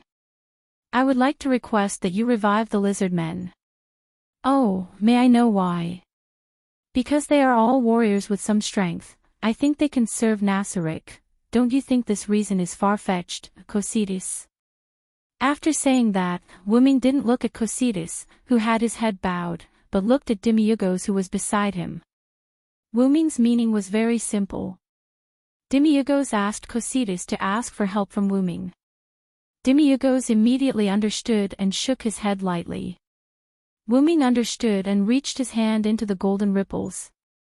He took out a short staff with an emerald head and an ivory body and threw it to Cocytus. This resurrection staff is for you, Cocytus. Although it can be used a limited number of times, reviving these lizard men shouldn't be a problem. Thank you, Lord Wuming. Then, with Cocytus's grateful voice, Wuming returned to Nasaric. Demiurgos didn't follow him back. He stayed behind to help Cocytus use the resurrection staff. As a warrior, Cocytus couldn't use any staff-type items. He sat on the office chair and looked up at the ceiling. So, the things in Nasaric are almost done. Wuming heard the magic bell, and he put his hand on his ear. What's the matter? Lord Wuming, 2 humans broke into Nazaric's spirit temple. Nazaric's spirit temple. Because Marley had set up an illusion magic circle, no one should be able to break into Nasaric. But, I'm right, little Kaji. I told you it was here, but you didn't believe me. The speaker was a woman wearing a black cloak with short blonde hair and a smile on her face. Humph. I'm warning you again, don't call me that. It's normal for this place to be strange. After all, such a large tomb is wrapped in an unknown illusion barrier. If you hadn't stepped into the hero domain, even if you had seen this place before, you wouldn't remember the location of this place. The other was a middle-aged man with skin as pale as a corpse's. He wore a dark red mage robe and held a magic staff and a dark gray pearl. He didn't have a single strand of hair on his head, whether it was a beard, eyebrows, or hair, he didn't have any. Understood. Then, is our Lord Kadjit worthy of knowing what happened to the cult nation? I don't know if the theocracy provoked those dragon kings. Not only the capital's main church was destroyed, but even the 6-color holy scriptures suffered heavy casualties. I hope they're all dead, so they won't chase me anymore. Okay, let's go, Clementine. The orb of death told me that there is a huge amount of death energy under this tomb. As long as I can get that energy, I can complete my ritual. After that, the man named Kaji began to move toward the entrance of the spirit temple. Stop, you two. A young man's voice came from the entrance of the spirit temple. Both Kaji and Clementine's faces changed. Clementine even took out her weapons, two short thorns. After all, that place was mysterious, and it was always right to be careful. Wuming slowly came out of the shadow and looked at Kaji and Clementine. You two can come in because I opened a hole in the barrier. After all, there are people who want to come in all day long, so it's better to invite them in early. Don't you think so, Kaji, Clementine? Wuming crossed his arms and looked at the two with a happy face. Hey, is it because of the conversation just now, Clementine? Get ready to retreat. Kaji's face became ugly. I will do it even if you don't say it. This man is too scary. He has been exuding a terrifying aura. Clementine whispered. I advise the two of you not to move around. If you're not careful, your head will fall off. With that, a few insect shadows appeared beside Kaji and Clementine. They were level 85 monsters called 8-limb assassin bugs. They were responsible for Wuming's safety in Nasarick.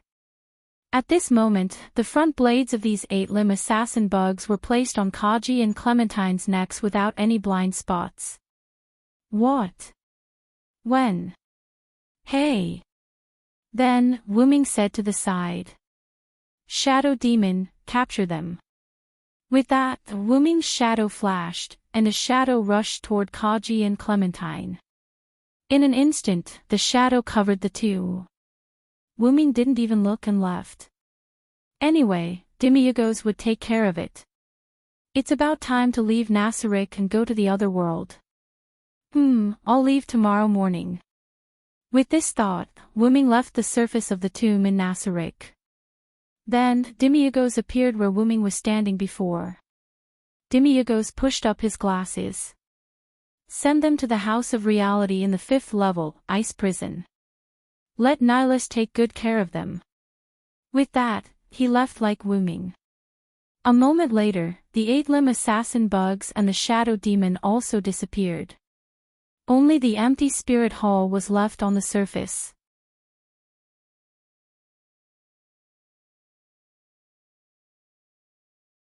Chapter 56.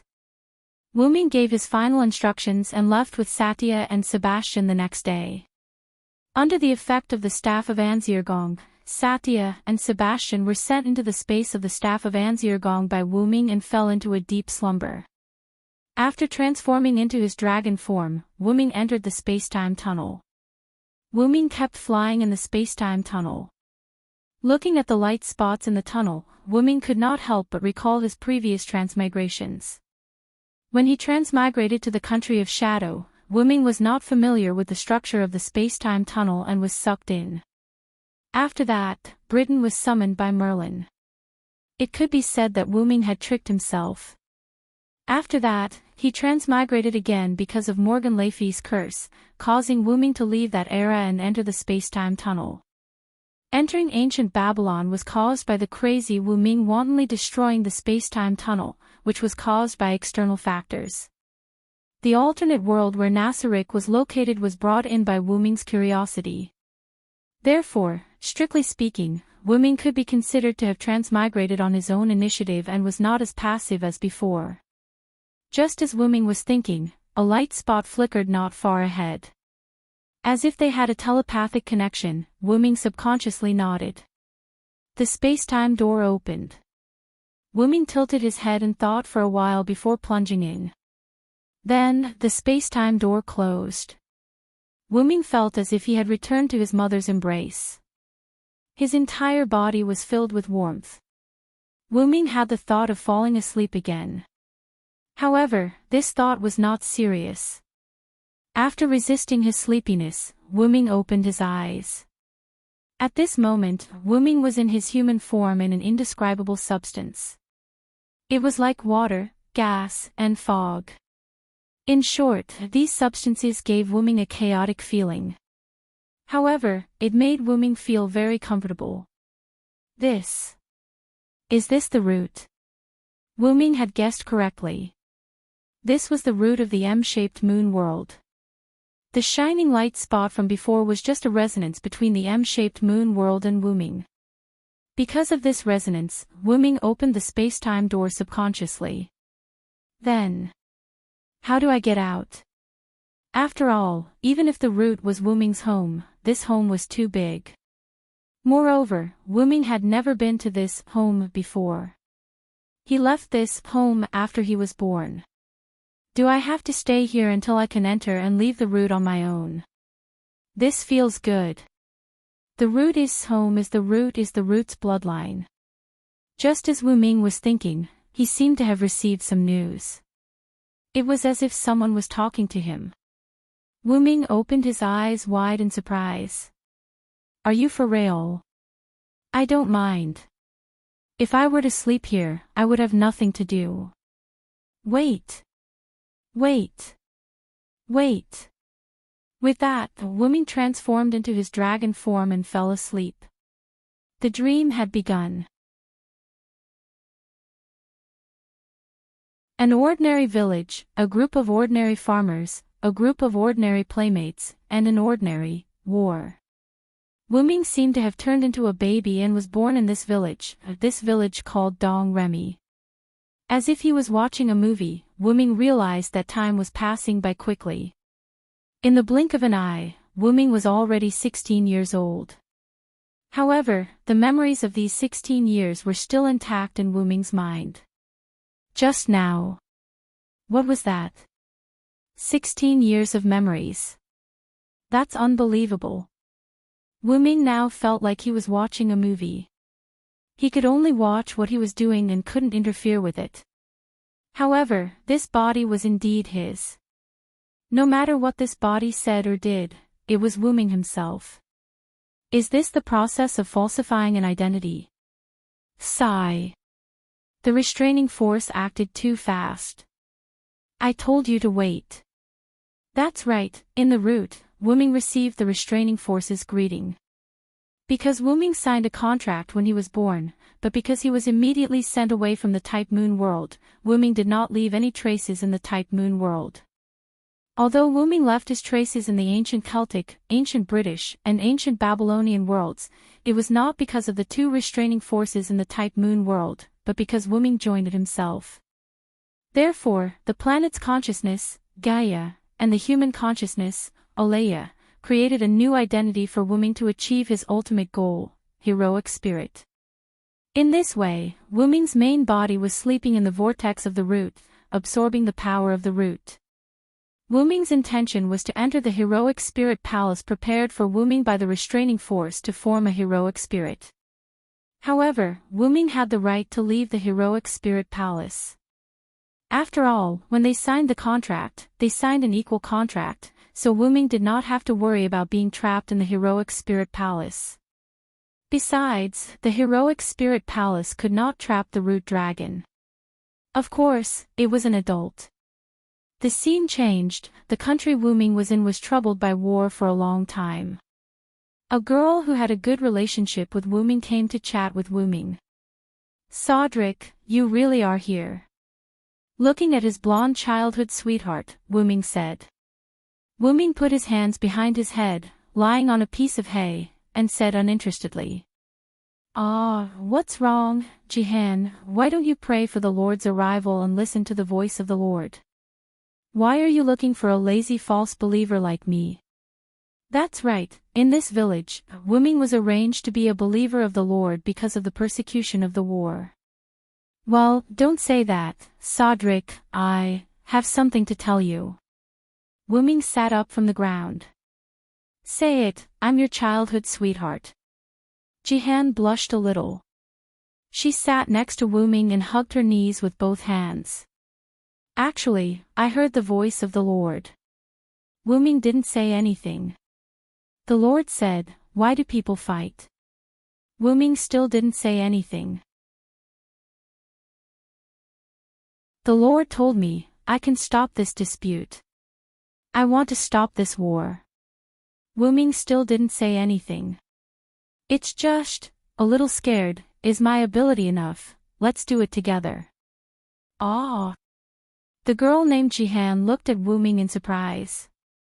I don't feel safe letting a village girl like you go to the battlefield. Since we used to take a bath together, I'll protect you. Wu-Ming smiled at Jihan, showing his white teeth. What are you talking about? We took a bath when we were very young, it doesn't count. Jihan blushed. How can it not count? Jihan, are you going to abandon me? I'm prepared to marry you when I grow up. Wu-Ming showed a smug smile. WH. What? I'm not ready yet. No. No. The girl struggled to get up and ran into the distance. As Wu-Ming laughed, the girl hid under a tree and put her hands over her heart. After the war. I can consider it.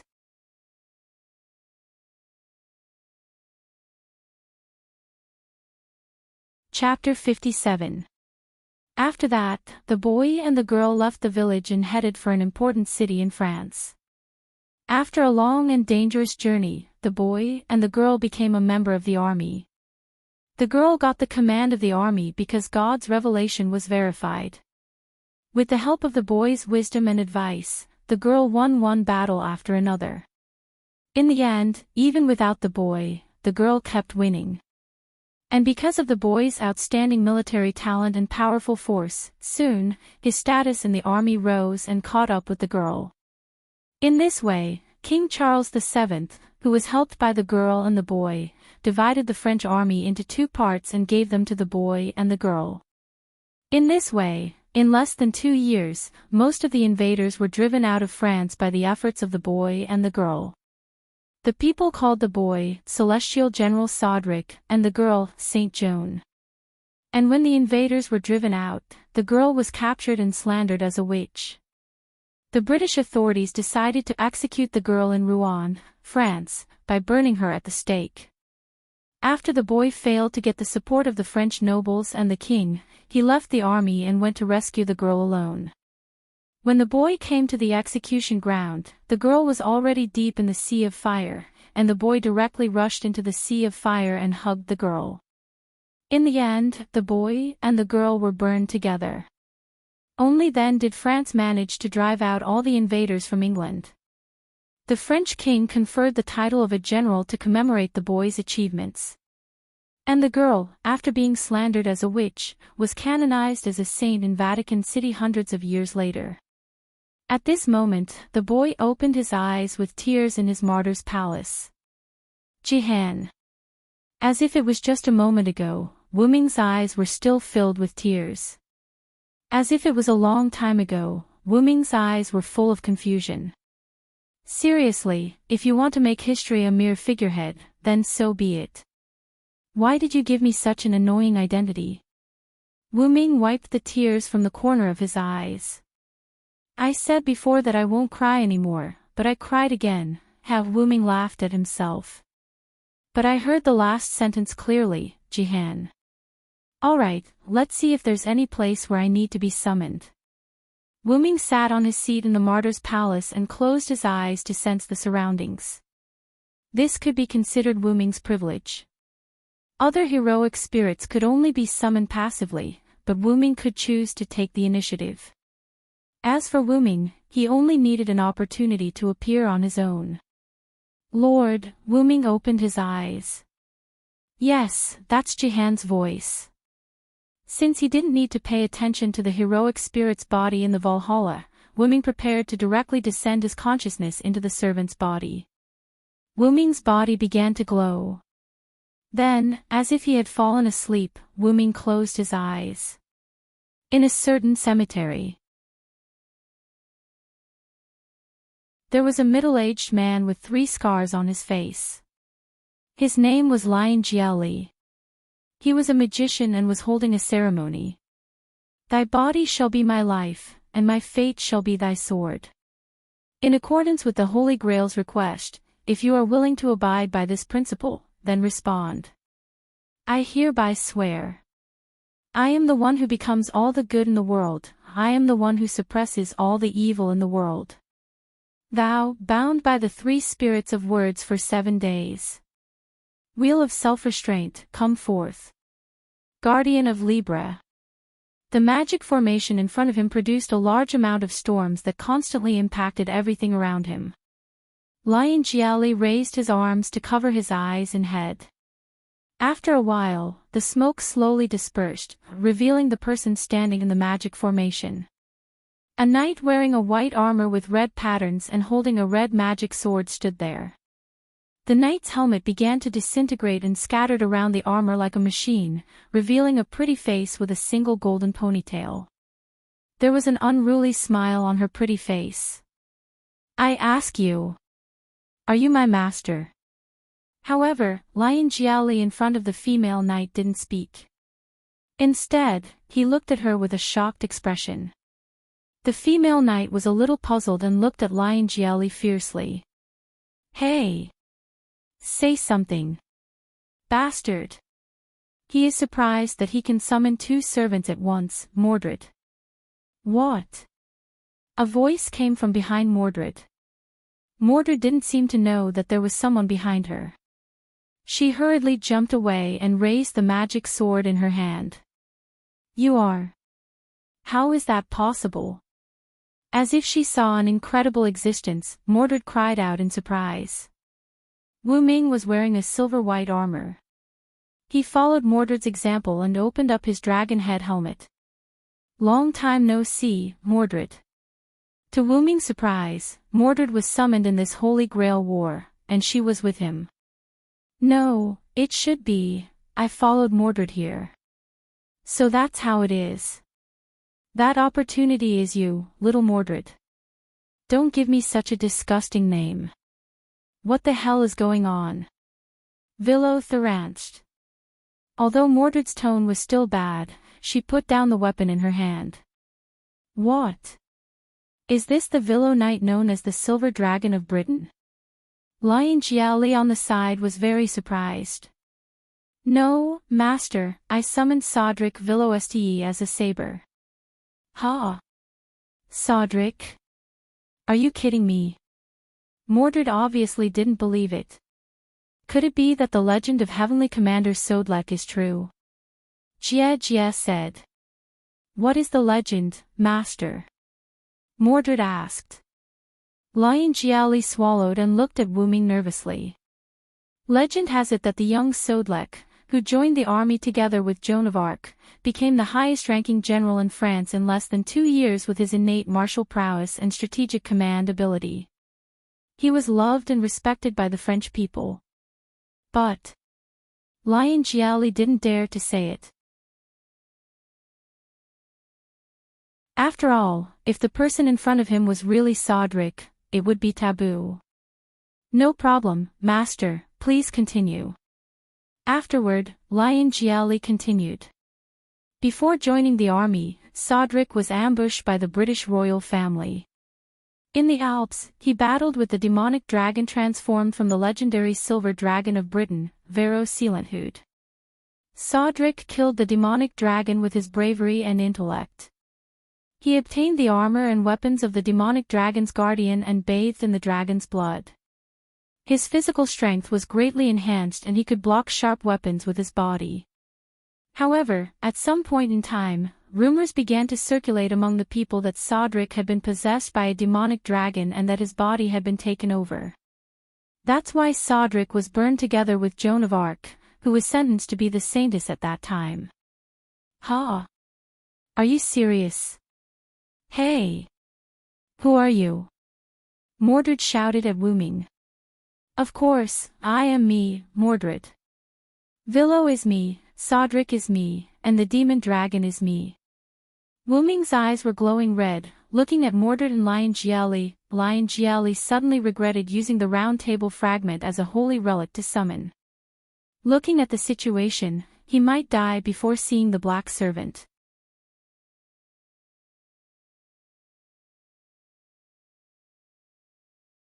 Chapter 58. Mordred protected Liu Jiali and pointed her sword at Wu Ming with both hands. Wu Ming looked at the two with a smile. Both sides were on the verge of fighting. Then, Wu Ming spoke. Okay, I'm kidding. After all, the magician behind you is not only your master, but also my master.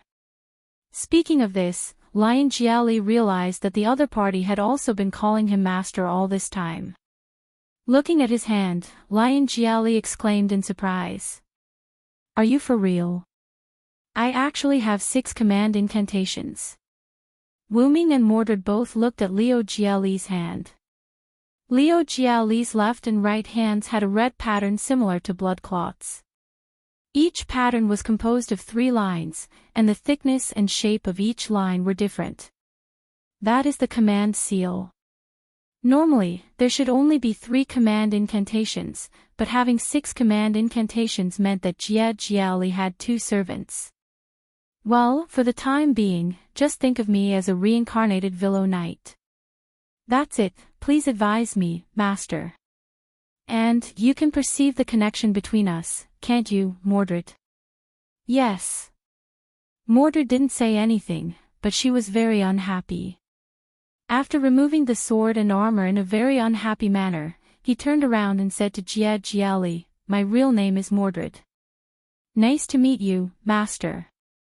Then Wu Ming also officially reported his name. My real name is Sodlek. Please take care of me, Master. Please advise me, my name is Liu Jiali, Liu Jiali said helplessly. Let's not talk about the 2 servants you summoned. You actually summoned a knight of the round table in this place, are you a necromancer? Mordred crossed her arms and said with a look of disgust. Yes, my childhood was accompanied by corpses. Speaking of which, King Arthur's son Mordred is actually a girl, hey. Master, you'd better not say that word, otherwise, I don't know what Mordred will do. Wu Ming interrupted Liu Jiali, looking at Mordred who was looking at him coldly. Liu Jiali swallowed his saliva.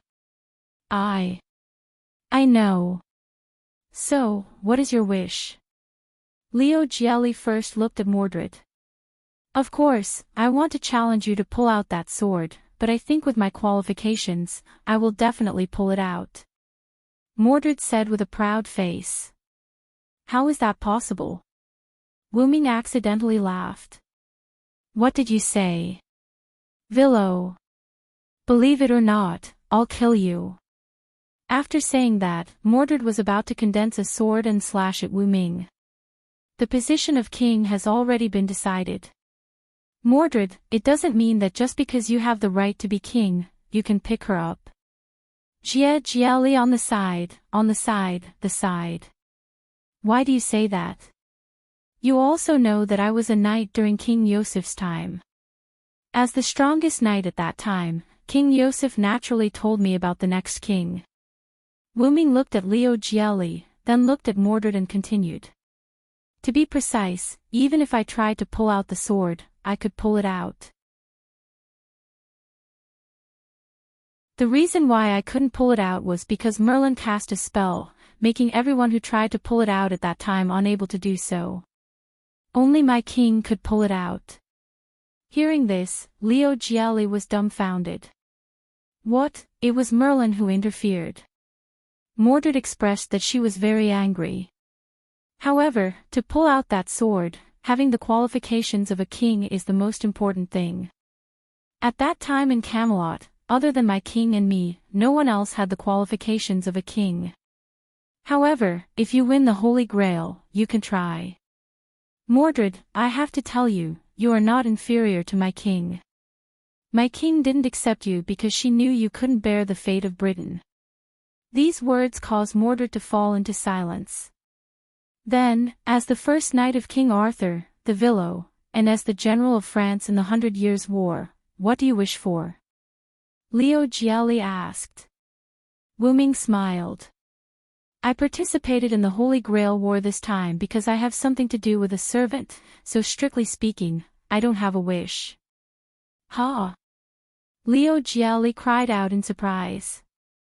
After all, in Liu Jiali's view, whether it was the Knight Villo or the General of France, they were all tragic figures. The former became a demonic dragon because of the curse of the Black Magician and was sealed. The latter was slandered by the British royal family and was rumored to be a demonic dragon. In the end, he was burned to death with Joan of Arc. Therefore, in Liu Jiali's view, it was a bit unrealistic for Wu Ming to say that he had no wish. Well, after all, I haven't died, so I don't have any wish that can be fulfilled with the Holy Grail. What? Liu Jiali looked at Wu Ming in surprise. This time, even Mordred looked at Wu Ming with a surprised face. After all, it was strange to become a heroic spirit without dying. Well, after all, I'm not a human, so I didn't die.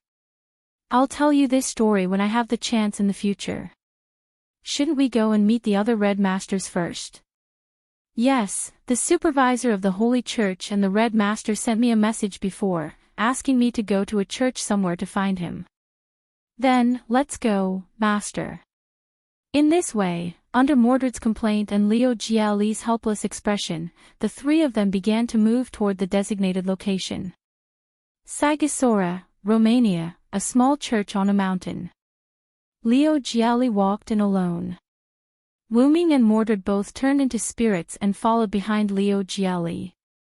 After entering the church, the first thing he saw was a white-haired young priest. The agreed place is here, right? Did you call me here? Although it was a question, it was a tone of certainty. The priest heard someone come in and turned his head. Nice to meet you, I'm Shiro Kodomine. White hair, dark skin, a black priest's outfit, a cross ornament hanging on his chest. This was a person who, whether it was his voice or his personality, would give people a feeling of peace. I'm Liu Jiali. I'll skip the self-introduction. Well, then the servants around you are a bit abnormal. Did you find Sodric? Liu Jiali thought. Wu Ming told Liu Jiali that he just followed Mordred to the world. It was also because of his own skills, so he didn't need Liu Jiali to provide much magic power. He just needed to maintain the contract. After all, without a contract, the servants couldn't appear. The servant I summoned is a little special. Forgive me for my lack of manners. Of course, no problem. This is also your privacy. Mordred, who noticed that something was wrong, removed her spirit form and revealed her body in full armor. Through the contract, Mordred sent a message to Liu Jiali, annoying aura, let me be like this for the time being. Liu Jiali looked at Mordred and didn't speak. Wu Ming also appeared. He was clad in white full-body armor, a helmet that resembled a dragon's head, and a cape that was used as a decoration. He gave off a rather reliable feeling. Wu Ming and Mordred stood on the left and right side of Liu Jiali. Then, I'll come out here too. Feng Shiro said. A woman in black clothes who looked very sinister appeared behind Feng Shiro. This sinister woman was also a servant. I'm Assassin, my real name is Semiramis. She gave Wu Ming a feeling of seeing Morgan Le Fay. Immediately, Feng Shiro and Liu Jiali sat on the chair in the church and began a short conversation. After that, Liu Jiali said that he wanted to act alone. So, you're not going to act with other masters? Are you not used to group battles? Feng Shiro asked. Yes, and I have enough power here, so I'm not going to act with you. Liu Jiali said calmly. After that, Liu Jiali got up and walked toward the door. I wish you a prosperous martial arts, Mr. Liu Jiali. Liu Jiali opened the door and walked out. Thank you for your blessing. Ping dash. The door closed.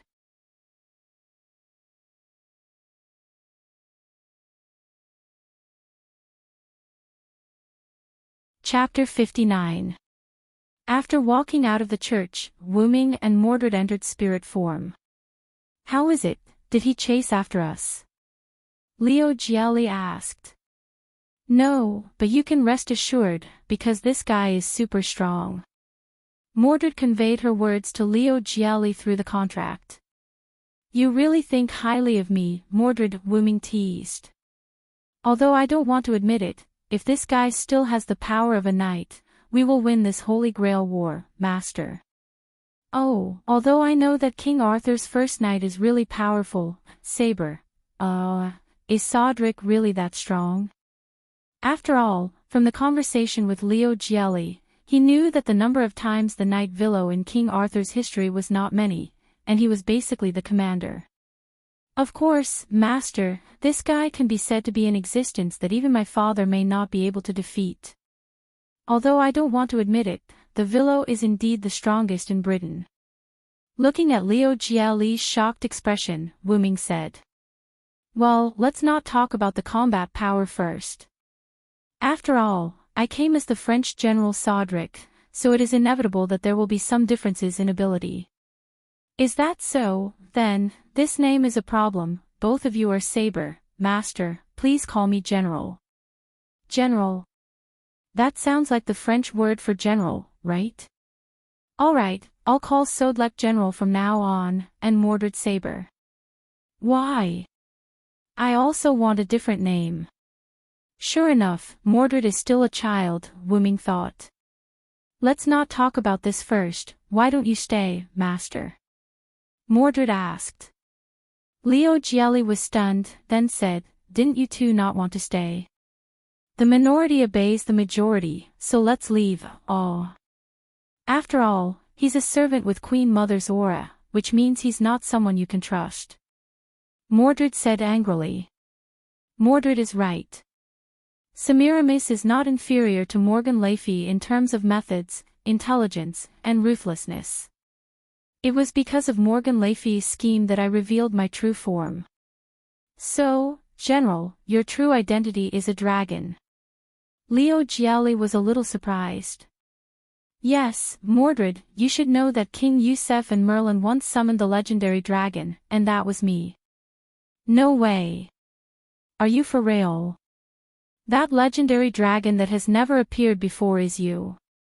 Mordred couldn't remain calm anymore.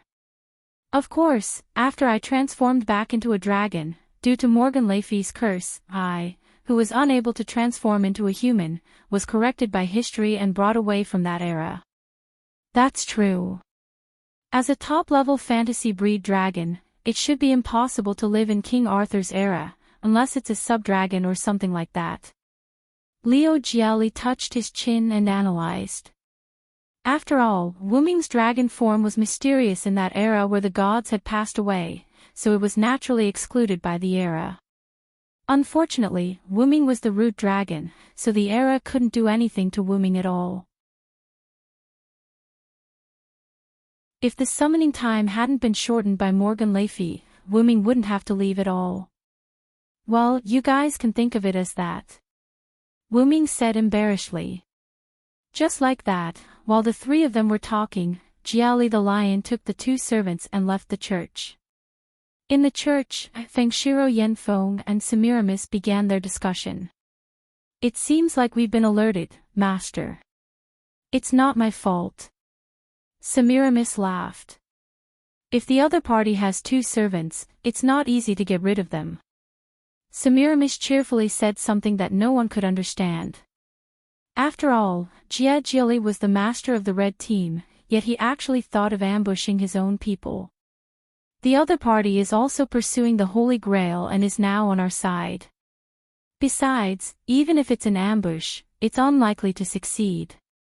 Feng Shiro said with a warm attitude. I didn't expect the other party to summon two servants. Let's not talk about the possibility. Does he have a way to provide magic? After all, the magic supply of two servants is not something that anyone can control. Semiramis said. Maybe it's a miracle. After all, the Holy Grail War is not short of miracles. The young man said. Then Semiramis continued to ask, did you see the other party's real name, Master? Yes, I saw the real name of one of the servants. The other servant has a hidden noble artifact or skill. Oh, then what's the real name that you identified, Satyr? Sodric, the general known as the Divine Warrior in the 100 Years' War between England and France. Oh, if it's that one, we can't act rashly. Semiramis said. That's right. I saw the special ability of the servant named Sodric, Mystic Dragon. It seems that the slander of the world has become a curse that accompanies this general who saved the nation. Well, it seems that we have to finish the courtyard quickly. The ritual should be completed in a day or two, right? Well, of course. At this moment, a brown-haired bearded man dressed in a greenish-brown British costume with a cape draped over his left shoulder shouted as he barged in. Horse. Give me a horse. I will exchange my whole kingdom for it. What are you doing? Castor. That was Semiramis who was scared. Oh. The Empress of Assyria. So, what are you doing here? The berserker went berserk. What? On the other side, because Wuming said that he was going to find the servant he was looking for, he separated from Jiali and Mordred with his own skill. Really, why did you say, I have solo action, so I'll leave first? You think you're so great just because you have solo action? Mordred, who was in spirit form, was wearing a pair of shorts, leather boots, a bra that barely covered her breasts, and a red jacket. She was walking with a displeased expression on her face. Don't say that. After all, it's General's wish. Besides, aren't you wearing the clothes that you really want to wear?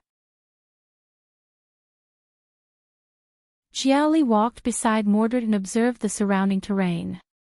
We are in the enemy's base, and no one is ambushing us. After that, there were a few people in the shadow in front of them. They were cyborgs that looked basically the same. Behind the cyborgs stood several large stone golems. Not only in front, but there were also enemies on the roof and behind them. Ha ha ha, as expected of my master, you even used yourself as bait. Mordred patted Jiali's back and laughed happily. Ahem. I'll leave the golems to you, and the cyborgs to me, okay? Jiali coughed a few times. Of course.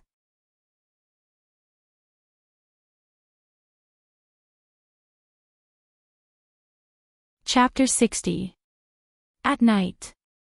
After separating from Leo and Mordred, Wuming embarked on a journey to find Joan of Arc. I always feel that there's something wrong with that priest, as if he saw through me. Wuming walked on the road, thinking about what happened in the church just now. Forget it, the most important thing now is to find Jean. She must have appeared as the ruler. Since it's a daily routine, she will definitely come here, Tulifas. What I need to do now is to set up some detection magic. Wuming couldn't help but show a proud smile. Fortunately, Dragonist also descended into this body as a noble phantasm. After finding a hidden place, Wuming opened Golden Ripple, reached into his hand, and took out a large number of scrolls. I remember Yael and the others gave me a scroll with reverse detection magic. Sure enough, after picking and choosing for a while, Wuming found the scrolls. That kind of scroll could block the opponent's detection magic, which was the so-called false eye with the ability to see through the truth. Wuming planned to set up that kind of scroll in many places. Well, although there are many skills in the game that can detect this kind of magic, I believe that unless it's a servant's special skill, it's impossible for a magician to detect this kind of magic. Then, Wuming began to run all over Tulifas. Fortunately, Wuming had the skill magic, otherwise, it would be unrealistic to set up those scrolls in one night. After all, the servant's body also limited some of Wuming's skills. For example, Wuming forgot all the skills related to Lune's magic. The reason why he didn't forget the magic in Yggdrasil was because those magic were not the products of the moon world, and the servant's body couldn't make them forget. Although it's interesting, the servant's body is really inconvenient. After all, Wuming was not a dead hero.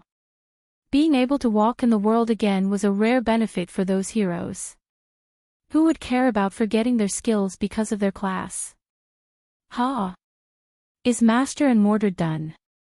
Just as Wuming was setting up the magic scroll, he detected that Jiali and Mordred were ambushed by the Yugamirene side. However, this ambush was only a probing attack by the cyborgs and the marionettes. Right now, Jiali and Mordred were heading towards Wuming. Wuming sat on a big tree and looked up at the starry sky, waiting for Jiali and Mordred. The starry sky in Nasaric time is still the best. That's why, as long as we win the battle, it's fine even if we have to use our teeth. This was Mordred. Where did you come from, Berserker? Seriously. This was Lion Jiali. Yo, did you have fun, Saber? Wuming jumped down from the tree and waved at Mordred. How could it be fun? Those magic puppets can't even take a beating. Mordred shrugged. Looks like it's a test by the other side. Well, General, have you found the servant you're looking for? Is she really not a member of the black side? Jiali asked. Ah, not yet. But didn't I say that she will only become a ruler, not a servant of both sides? Wuming said. It better be true. If she's not a ruler but a black servant, I will definitely beat her until she pisses her pants. Humph. Mordred turned her head away fiercely. Actually, I've been curious for a long time. I remember in King Arthur's legend, Mordred and the Villo had a good relationship. Before Lion Jiali could finish speaking, a crimson-red scarlet thunder demon sword was pressed against his neck. Who would have a good relationship with him? Be careful if you keep talking nonsense. I know, put down the sword first. Jiali said embarrassedly. Hearing this, Mordred put down the sword. Ha ha ha ha, you're right, Master. Mordred and I have a good relationship. As for why Mordred is so mean to me, it's just a matter of bloodline. Wuming smiled and patted Jiali's back. It was rare that Mordred didn't refute. She just turned her head away. Seeing this, Jiali knew that it must be another story, so he didn't ask anything more. Well, where are you going next? Wuming asked. Back to the stronghold to rest. What about you? Do you want to continue looking for the ruler? Of course, then that's it. If there's anything, contact me through the contract. After that, Wuming's spirit body disappeared. Let's go, Saber. I know. On the other side, Wuming and Jiali just separated from Mordred, and Wuming received the news of Jiali. Oh. The red berserker went berserk. He's coming here, so is he going to attack the black team's base? As expected of a berserker. What are you going to do? Jiali asked. You tell the priest, I'll go and see, Wuming said. Understood. After that, Jiali cut off the connection.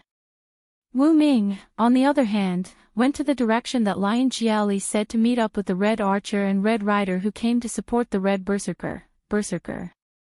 In the forest near the Yugdamarinia's castle, a tall man wearing prisoner restraining iron armor was constantly moving forward. He let out a terrifying laugh as he spoke.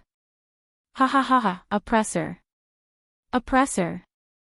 On the tree behind him, there were only two figures, a man and a woman. The woman wore a green-brown dress with black garter socks, long green hair to her waist, beast ears on her head, and a beast tail behind her.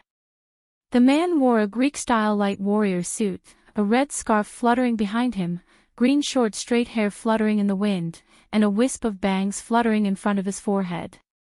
It wasn't until the Red Berserker was temporarily intercepted by the enemy's golem that the two began to talk. You think you can only abandon him, Rider?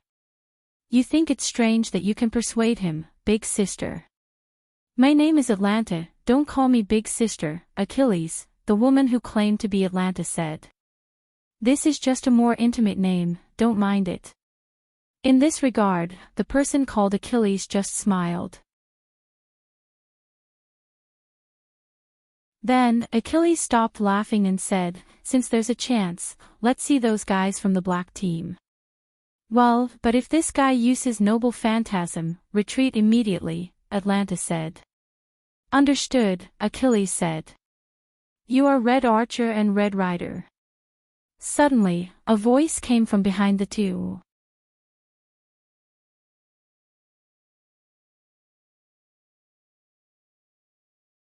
Chapter 61. Who is it? Achilles shouted and instantly condensed a cross spear and stabbed backward. Atlanta also drew her bow and aimed at Wu Ming, who was behind Achilles. "Sorry, I came here without telling you. I hope I didn't scare you." Wu Ming held the spear that Achilles stabbed with one hand and raised the other hand as if he was waving. "You are saber on our side." After all, Feng Shiro had previously informed the two through the contract that there would be a saber coming to them. As for why he said it as if there were other red sabers, Achilles and Atlanta didn't care anymore. "Well, it's the first time we met. I'm Sodric, summoning with the saber profession. I'm Atlanta, summoning with the archer profession. I'm Achilles, summoning with the rider profession. I didn't expect you to be saber, I thought you were assassin," Achilles said with some pride. "So, what's the situation now?" Wu Ming didn't care and asked the two. "As you can see, Berserker is still crazy," Achilles said. "I remember that Berserker's real name is Spartacus, worthy of the famous rebel." Looking at the crazy appearance, Wu Ming couldn't help but sigh. "By the way, have you seen your master?" Achilles ignored Wu Ming and asked Atlanta. "No, I've only seen Semiramis and his master, the priest." "Me too. The circuits are connected, and the order has been issued, but I don't see the person. This is considered abnormal." Achilles looked at his hand and felt the connection of the magic circuits, and said so. "It makes sense that the magician is hiding, but it makes people feel that he is timid," Atlanta said indifferently. "Saber, where is your master?" Achilles asked. "My master didn't move with the other masters. We moved alone, so there wasn't any abnormal situation like yours.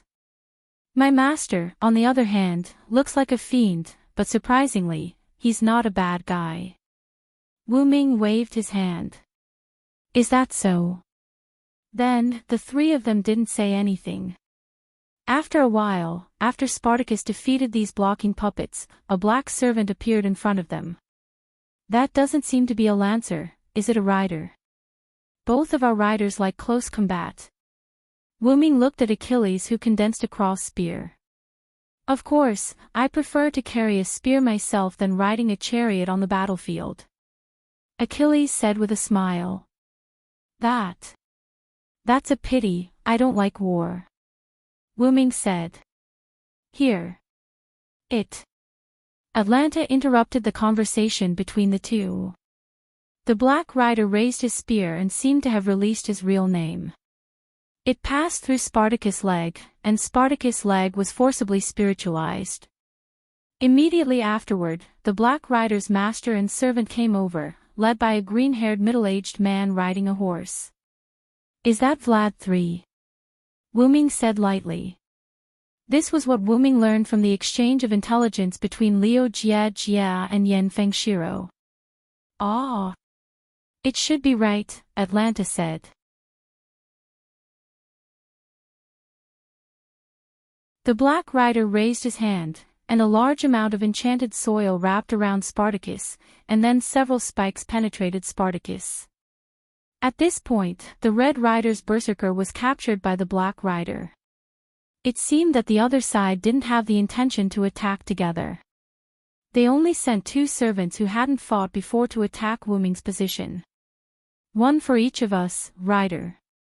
Wu Ming took out the meteor silver from the ripple and used magic to manifest the silver armor, and said to Achilles. Well, really, they only sent two servants. They really don't put me in their eyes," Achilles sneered. "Then I'll cover you from the rear," Atlanta said. "Well, I'll leave it to you, Archer." "It can't be helped, big sister." With that, Wu Ming and Achilles walked to the tree in front of them and looked at the Black Rider's servants. "Is it Saber and Berserker?" Achilles said. One of them was a silver-haired man wearing black and silver armor and holding a long sword. The other was a pink-haired girl wearing a wedding dress and holding a hammer. Achilles just wanted to say something, but Wu Ming suddenly rushed forward and rushed to the Black Rider's saber, swordsman. "Hey! You can't be like this, that's the opponent I want," Achilles complained. Wu Ming didn't know if he heard it or not, but at this moment, he had already started a hand-to-hand battle with the Black Rider's saber, swordsman. Maybe because of Wu Ming's fierce attack, the Black Rider's saber had been retreating.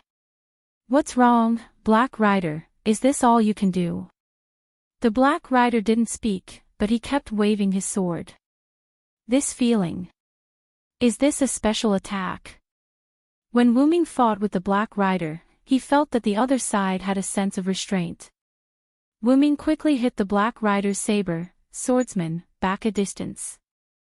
Then, an arrow penetrated the atmosphere and hit the Black Rider's body, nailing it to the big tree behind him. It was an arrow shot by the Red Rider's archer. Oh! Hearing the sound, Wu Ming looked at Achilles and found that he was injured by the Black Rider. Achilles was a hero in the Trojan War and had many noble phantoms. Because Achilles was burned by the heavenly fire after he was born, soaked in the river Styx, he obtained an immortal body. Therefore, if you want to hurt him, you must have divinity or god-killing weapons. From this point of view, the Black Rider's archer was a follower related to God. The Black Rider's berserker, went to fight against Atlanta. When Wu Ming looked at the Black Rider's saber again, he raised the big sword in his hand as if he was going to release his noble phantoms. The big sword began to emit light. It looks like a special attack against the dragon's noble phantoms. Wu Ming felt a sense of threat from it, although it was not big. "Is your master in such a hurry to let you release your noble phantoms? Then, come on."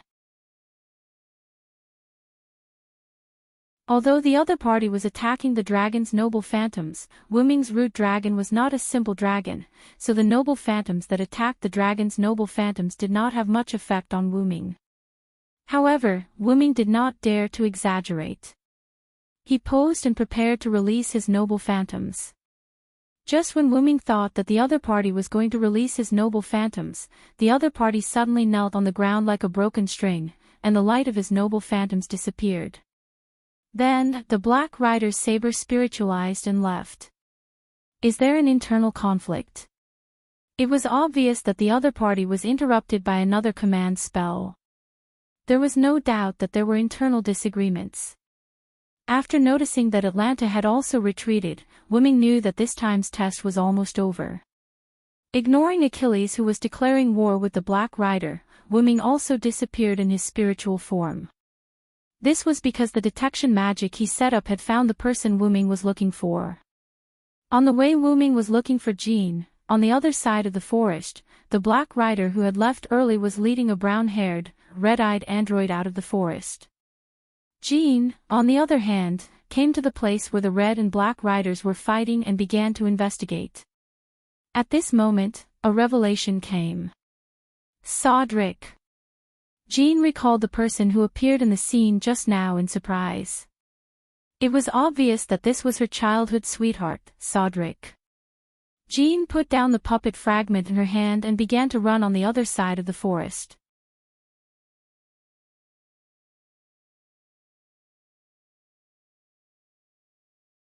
Chapter 62. On Wu Ming's side, as if they were discovered, the surrounding soil gathered and formed golems, surrounding the Black Rider and the android, including Wu Ming. Really, I shouldn't have followed you guys. AI. Red Saber. Why are you here? Are you here to help us? The rider from the black team naturally voiced his doubts. Wu Ming didn't know what to say. He just waved his sword gently. The dexterous sword energy destroyed the golem surrounding the three people. Wu Ming turned to look at the Black Rider and the android. He saw the hope of survival in the eyes of the android. Wuming smiled. For this kind of guy who resisted fate, Wuming didn't hate Wuming. Wuming reached out, opened the ripple, and took out a bag from it. This was not an infinite backpack, just an ordinary bag. Wuming had to admit the advantages of game items.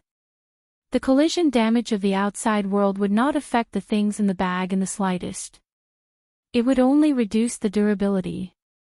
If the durability became 0, the bag would disappear. After filling more than a dozen bottles of red potions, Wuming threw the bag and a magic scroll to the Black Rider. After a moment of confusion, the Black Rider caught the bag and scroll. "What is this?" he asked. "There is a potion in the bag to heal this android. The scroll is a magic that can temporarily block the perception of the command curse." "No, it's a magic item. Take this android and leave quickly. A servant is coming," Wuming said lightly. Oh. You are a good man. My name is Astolfo. What about you?" Wuming said in his heart, no wonder. Astolfo, one of the 12 warriors of Charlemagne, was a rational person.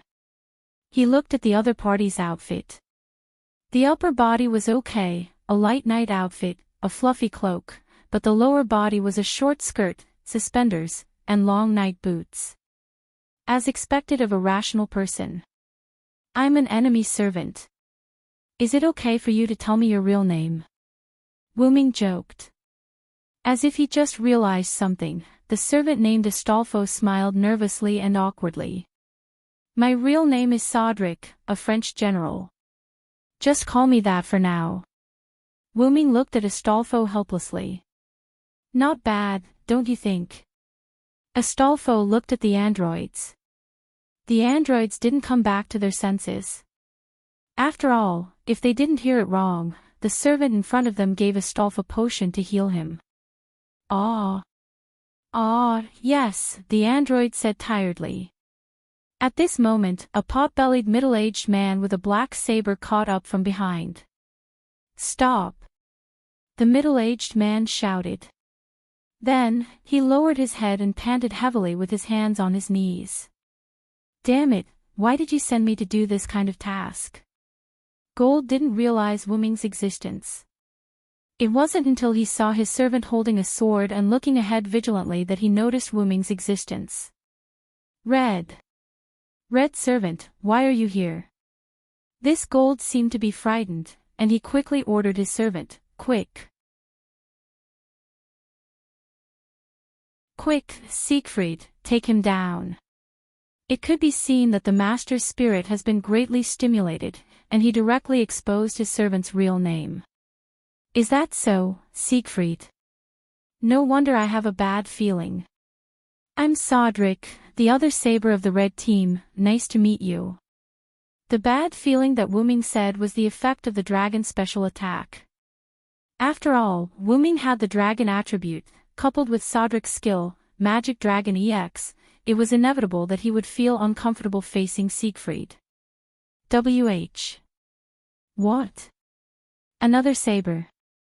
But the one from before is also saber. Why do you have 2 sabers? Gold exclaimed. Wuming knew that Gold was talking about Mordred, but he didn't say anything and said to Gold. "Don't worry, after tonight, I won't participate in the battle between the red team and the black team. I'm an extra servant summoned by the red team, so let me fight with you for the time being." "In that case, we'll go first, bye-bye," Astolfo said and began to run to the other side with the cyborgs. "What? No, wait. Wuming waved his sword in front of Gold, which suddenly scared him. "Just stay there obediently. Although I won't attack the masters, I hope that you'll stay there obediently." "Damn it. In that case, there's no need to worry. Siegfried, go," he yelled hysterically. Siegfried flew forward, holding his sword, and slashed at Wuming. Clang! Wuming took out his meteor silver and blocked Siegfried's demon sword. The same silver-white sword, a holy sword and a demon sword, constantly collided with each other like a hurricane. That caused gold to be sent flying, his head hit a tree, and he fainted. Because of the presence of the master, Siegfried didn't fight too much with Wuming, and he paid attention to stay away from the master. Although Wuming wouldn't take the initiative to attack other masters, he didn't care about that. Because Siegfried couldn't go all out, but because Siegfried had the attribute of the dragon's special attack, the two were tied for the time being. With a feint, Wuming and Siegfried moved away and stood facing each other. "You're really like a machine." This sentence made Siegfried's expression waver. The reason why Wuming compared Siegfried to a machine was not because Siegfried didn't know how to think, but because Wuming could see that Siegfried didn't have any desires. Coupled with the story of Siegfried in the Nibelungen route, Wuming said that Siegfried was like a machine.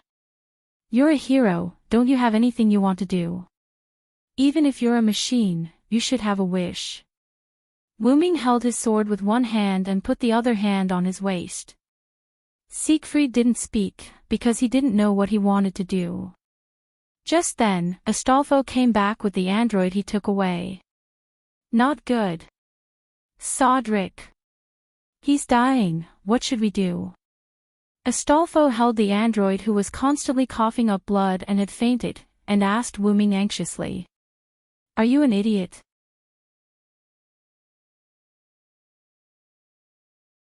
Didn't I give you the potion to treat him? Forget it, let me take a look." With that, Wuming walked towards the two. As he walked, Wuming glanced at Siegfried. "Think about it, what do you really want to do?" "What I want to do?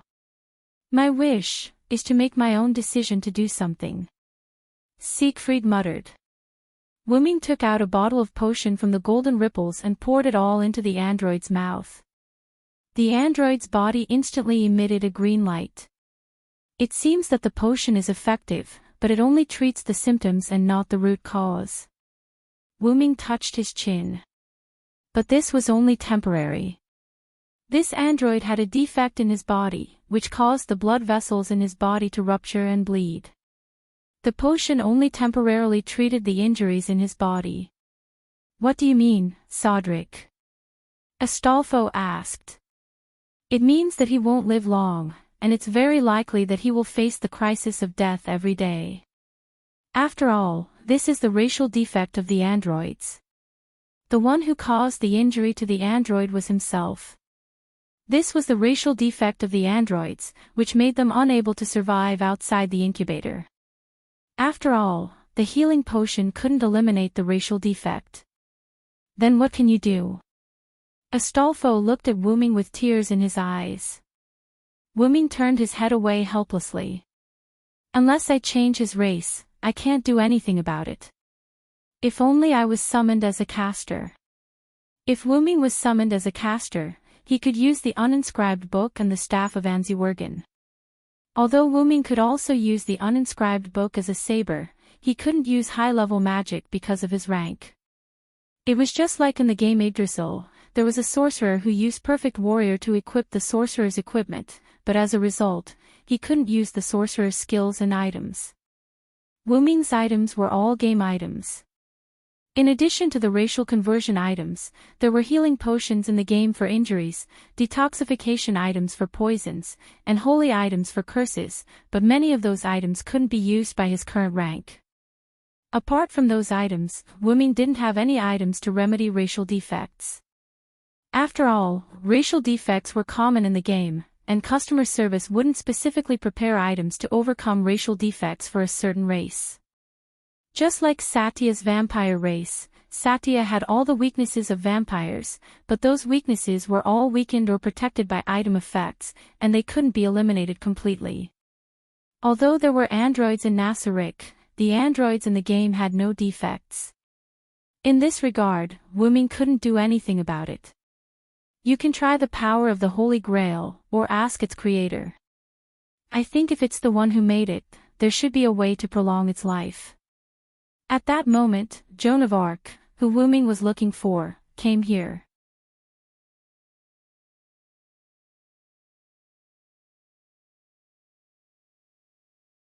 Chapter 63.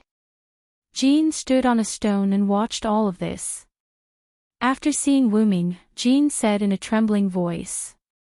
Cedric, is it really you? Yo Jean. Wuming waved at Jean and smiled. A gust of wind blew, and Jean flew over and hugged Wuming tightly. Cedric, I. Jean buried her head in Wuming's arms, crying, wanting to say something, but she didn't know what to say. Wuming also hugged Jean tightly. At this moment, no one spoke. After a while, Astolfo raised his hand and said, Don't hug him, he's dying. Hearing this, Wuming and Jean hurriedly separated. Jean's face was red, and she turned her head away in embarrassment. Wuming looked at Astolfo fiercely, but Wuming also knew the severity of the situation and didn't mean to blame Astolfo. I have a way to save him. At this moment, Siegfried spoke. You have a way. As far as Wuming knew, Siegfried didn't have any life-saving items in Song of the Nibelungen, so Wuming asked. Yes, I have a way. With that said, Siegfried put his hand in front of himself. Wuming and others knew what Siegfried was going to do at this moment, and they didn't say anything. Only Jean said, Please wait a minute. You can't, Siegfried. With Jean's character and her identity as the supervisor of the Holy Grail War, she won't let Siegfried choose this path. Joan of Arc sincerely cared about the masters and servants of the Holy Grail War. But Siegfried didn't want to listen to Jean. He inserted his hand into his abdomen above his abdomen, avoided the ribs, and took out his heart. This is my wish to help him with my own will. Siegfried took his heart, placed it on the android's chest, and pushed it into his body. When the heart entered the body, it was like an object entering the water surface, causing ripples. Please, Cedric, Siegfried disappeared, like a hero. Soon, the android with Siegfried's heart woke up. This is. His red eyes were full of confusion, and he looked at Wuming, Jean, and Astolfo with confused eyes. You are saved, Siegfried gave you his heart, and now your body has become a normal person. After hearing this sentence, he touched his chest uncertainly, then said very slowly, I live. Yes, now you just need to give yourself a name. I will take care of the rest for you, Fong Xayan, Wuming said sincerely to him. Later, Siegfried left Siegfried's heart, and the android with Siegfried, left, leaving the unconscious Fried. Soon, someone found the unconscious Fried and took him away. Tulifas, Myrenia Citadel. There were many figures gathered in the hall, some were servants and some were masters. Vlad III, who had met Wuming once, was sitting on the throne, and next to him stood the team leader of Yugdomarenia, Danik Priestone Yugdomarenia. This was a young man who looked like he was in his 20s or 30s, but in fact, he had lived for nearly 100 years. He had purple pupils and long dark green hair tied into a ponytail with a black hair band. He was wearing a black and white uniform of the Yugdomarenia race and a white cloak. He looked at Fried, who was devastated, and said, So, what the hell is going on, Fried Majik Yugdomarenia? Why did Saber disappear? I don't know. I was in a coma, why did this happen? Fried seemed to be devastated, and he couldn't speak properly. At this time, Black Castor said, I extracted a trace of the image from the magic crystals on the scene. Can you play it, Avisprin? Vlad III asked. Yes. A voice without a trace of emotion came from under Avisprin's mask. Through the magic projection, everyone saw an incomplete picture, but they already knew the specific reason for Saber's disappearance. I didn't expect Saber to choose to give up her life for the sake of that android. Black Berserker Frankenstein's master, Kauls Fulvig Yugdomarenia, said. In short, the current situation is very unfavorable for us. Although we captured the Red Berserker, we lost Saber, our strongest combat power, Assassin is out of control, and Rider has defected. The Red team may also know about our situation, Avisprin said. So, how about using the command spell to recall Rider? Cowles asked. It's useless, Rider's magical power is under the bonus of Noble Phantasm. Even if we use the command spell, there will be 2 of them. It's not worth it at all, Black Rider's master, Selenikai Esker Yugdamarinia said. I will personally look for Rider, please rest assured, Patriarch. Okay. Fried, do you have any information about the 2 sabers of the Red team? Titanic asked. He didn't have much hope, he just wanted to ask. The result was beyond his expectations. Yes, there is information, there are 2 red sabers, and the servant who fought against Ziegfeld before is called Sodlek. Oh, the famous French general, the hero of the nation. Vlad III was obviously interested in Sodlek, who was also a hero of the nation. And he also said, he is an additional servant summoned, and he said that after tonight, he will no longer be our enemy. Fried said nervously. What does that mean? Cowles wondered.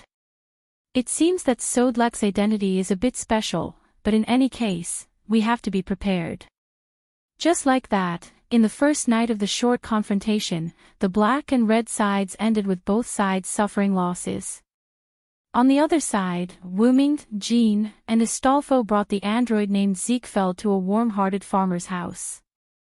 Then, Astolfo, I'll leave Ziegfeld to you. Okay, leave it to me. Astolfo raised his hand and smiled happily. Remember to use the scroll I gave you. It can temporarily block the connection between you and your master, but remember not to get close to your master, or you will be discovered.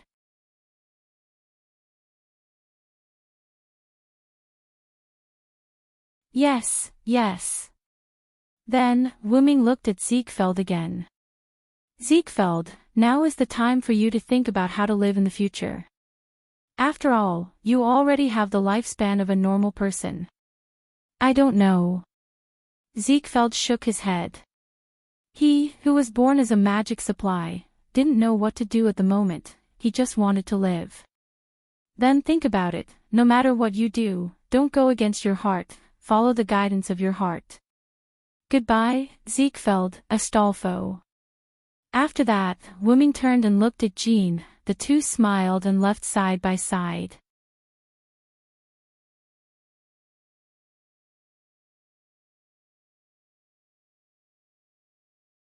Chapter 64. Wuming and Jean walked one after the other on the ground illuminated by the moonlight. Logically speaking, with their intimate relationship, they should be able to talk about everything. However, neither of them spoke at the moment. They just walked quietly and enjoyed a moment of peace. Sodric, what is your wish to participate in the Holy Grail War? After a moment of silence, Jean took the lead to speak. Don't you know me, Jean? I don't have any wish. Wuming turned around and smiled at Jean. I came to the Holy Grail War to find you. Is that so? Jean was a little overwhelmed at the moment. Although she was a perfect saintess in front of others, whenever she was alone with her childhood sweetheart, she would become the village girl she was when she was a child. Looking at the confused Jean, Wuming smiled and touched her face. I still remember what you said before we were burned to death. Jean froze for a moment, then remembered something. Her cheeks that were touched by Wuming became flushed. That. No. Wuming looked at Jean, who was already incoherent, smiled, took her hand, and began to walk forward. While walking, he said, well, I know you want to give everything to the Lord now. Ah. No, that. I don't mean to go back on my words. Jean lowered her voice. If Wuming didn't listen carefully, he wouldn't have heard it. So, when you fulfill your promise to me, then you can give your all to the Lord. Ah. Jean was a little overwhelmed. She promised Wuming to marry her before, but now both of them have become servants, so marriage is impossible. And Wuming asked to fulfill his promise before letting her go, that is to say, yes, I decided to hold your hand all the time and not let go. Although Wuming was a scumbag when he said that. Thinking about Artoria, Gilgamesh, and Enkidu in the hands of Wuming's original body, well, Maeve didn't count. Wuming only treated her as a little sister. Yes, she was his younger sister. Actually, Gilgamesh and Enkidu could be considered daughters, and only Artoria could be counted as one. However, because Artoria had become a queen, she could no longer be with Wuming. In that case, he wasn't really a scumbag. Wuming didn't notice that Jean's gaze on him had changed. Why do I feel like you were a scumbag just now? Alas! The adorable saintess actually called him a scum. Was there a mistake? How could that be? It's wrong to think that way.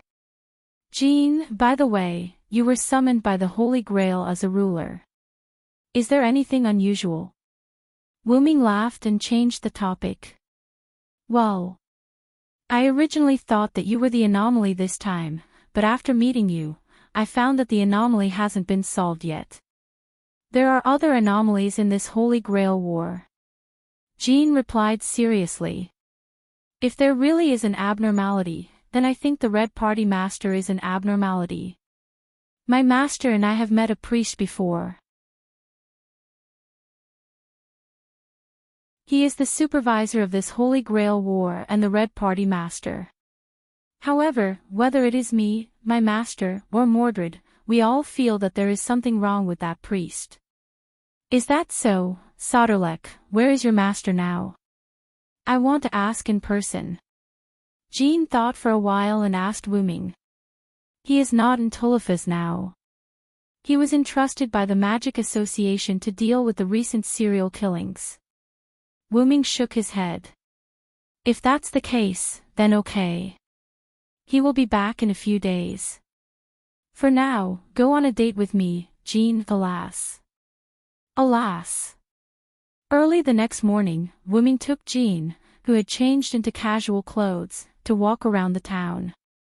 Because Jean was in the form of a physical body, Jean could not spiritualize, and had the functions of a normal person, such as eating and sleeping. If Jean did not eat and sleep, it would make her tired, so Wuming forced Jean, whose face was red, to stay in a hotel for the night. Of course, they booked 2 rooms. In terms of money, Wuming took out a few gold coins and exchanged them for some money. Wuming and Jean walked on the street and strolled around casually. Feeling Jean's resentful eyes, Wuming smiled.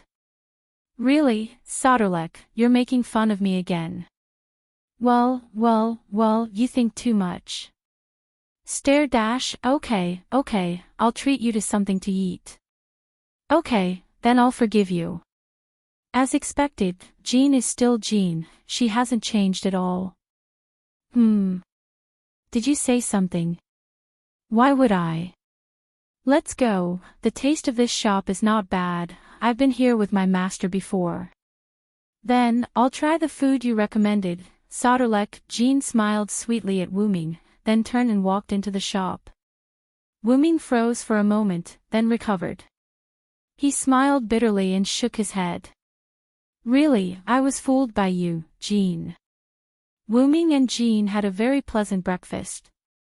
During this process, Wuming and Jean did not realize that the two of them seemed to have returned to the age of 16, before they joined the army. The two of them were immersed in this happy time. But now it was the time of the Holy Grail War. After a while, Wuming received a message from Leo. General, are you in Tulifas now? Yes, what's wrong, Master? The serial killings were done by Black Assassin, we couldn't get rid of him. It seems to be some kind of skill or noble artifact, saber, and I can't remember any information about Black Assassin, we only know that he's Jack the Rifleman. I see, Fog Knight's man killer fiend, then I can understand why you can't remember the information. Then, Wuming also had a short confrontation with Black's archer and his master. Saber and Black Archer were both injured, the other side retreated. What about Mordred? She's fine, right? After all, Wuming and Mordred had some relationship. It's not a big deal, I've already healed Saber. Also, Father Shiro knows that I'm going to launch an attack on Black tonight, we might be late. If possible, help Red.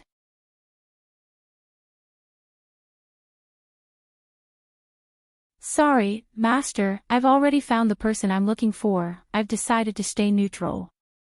Sigh. So sudden. Well, I won't force you, I'll rush back as soon as possible, then you can enjoy your peaceful days in the modern world. Ha ha ha, Master, you're so gentle, but don't worry, I'll try my best not to interfere in the war between Black and Red. Forget it, do as you please, that's it. Lion Jiali disconnected the communication with Wuming. Sodric, are you going to give up on the Holy Grail? Jean asked worriedly. My goal has been achieved, plus I was summoned by cheating. As the ruler, you definitely won't allow me to participate in the Holy Grail war anymore, right? That's true. Looking at Jean's worried expression, Wuming took Jean's hand. Let's not worry about that for now, they'll only fight at night anyway. You can just be a village girl and go on a date with me during the day. Wait. Just like that, Wuming and Jean had a pleasant date. And on the other side. After dinner, Sieg sat in the courtyard in a daze. Yo, what are you thinking about, Sieg? Astolfo jumped out from behind Sieg. Hey, can I sit next to you? Astolfo, who had already sat down, asked. You've already sat down. Sieg said, somewhat at a loss. Sigh. Hee so, what are you worried about? Astolfo smiled awkwardly. I'm thinking about what Sodric said to me. Sieg withdrew his gaze from Astolfo and continued to stare blankly. That sentence, don't go against your heart, follow the direction your heart points to. Astolfo said with his finger on his cheek. As expected of the general who saved France, then Astolfo smiled sweetly at Sieg. Yes, he's a hero. So, what are you thinking? Sieg, hearing this, Sieg looked at Astolfo, then touched his chest, feeling the beating of his heart.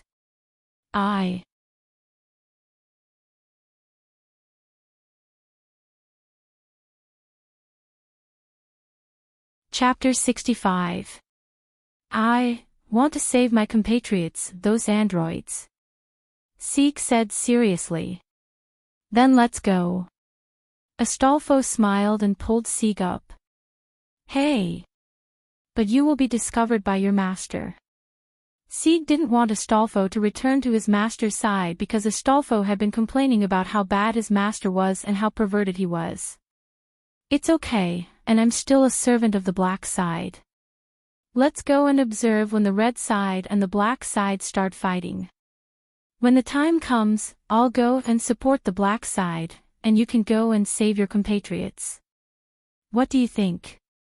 Sieg looked at Astolfo's smile and couldn't help but smile. Yes. Ryder, I'll leave it to you. Oh. Leave it to me. In this way, as if fate was playing tricks on them, when the two saw a huge sky castle flying to the grassland in front of Domarinia's fortress, they decided that the red side and the black side would fight, and they took action. And Wuming accompanied Joan of Arc to wait for the beginning of the war. Wuming and Joan of Arc stood on the side of the grassland, looking at the huge fortress floating in the air. That's the Sky Garden. Joan of Arc's skill, real name Break, played a role, and she was surprised to shout out the real name of the noble phantasm. This is really an ill-fated relationship, Wuming said. Although it was not from the same period, it was a Babylonian building after all, and Wuming couldn't help but feel a little emotional. The red side's master must be there. Let's find a way to enter. Joan of Arc was about to start moving. Wait, Rena. Wuming reached out and pulled Joan of Arc's hair braid. Ah! Joan of Arc screamed and knelt on the ground. I'm sorry, I didn't mean it. Wuming looked at Joan of Arc, who was kneeling on the ground with tears in her eyes, and quickly apologized and stretched out his hand to help Joan of Arc up. Really, Wuming, you are still so rough, can't you be gentle? Joan of Arc grabbed Wuming's hand and stood up. Cough. Do you have a way to get to the space garden? Wuming quickly changed the topic. This. Jean blushed and stopped talking. She was too anxious just now. She didn't even think about how to enter the sky garden in the sky. It's still the same as before. Wuming smiled helplessly and took out a wing-shaped pendant from the golden ripples. Here, take this. Wuming reached out and handed it to Joan of Arc. After Jean took it, she checked the pendant's effect with true name detection. It can actually allow people to gain the ability to fly, and all they need to do is chant the incantation. Even ordinary people can use it. Jean couldn't believe it. After all, no matter how convenient this kind of magic item was, it would not be separated from magic power. This item could be used by ordinary people without magic power. How could Jean not be surprised? After all, this was a game. There would definitely be items that didn't cost anything.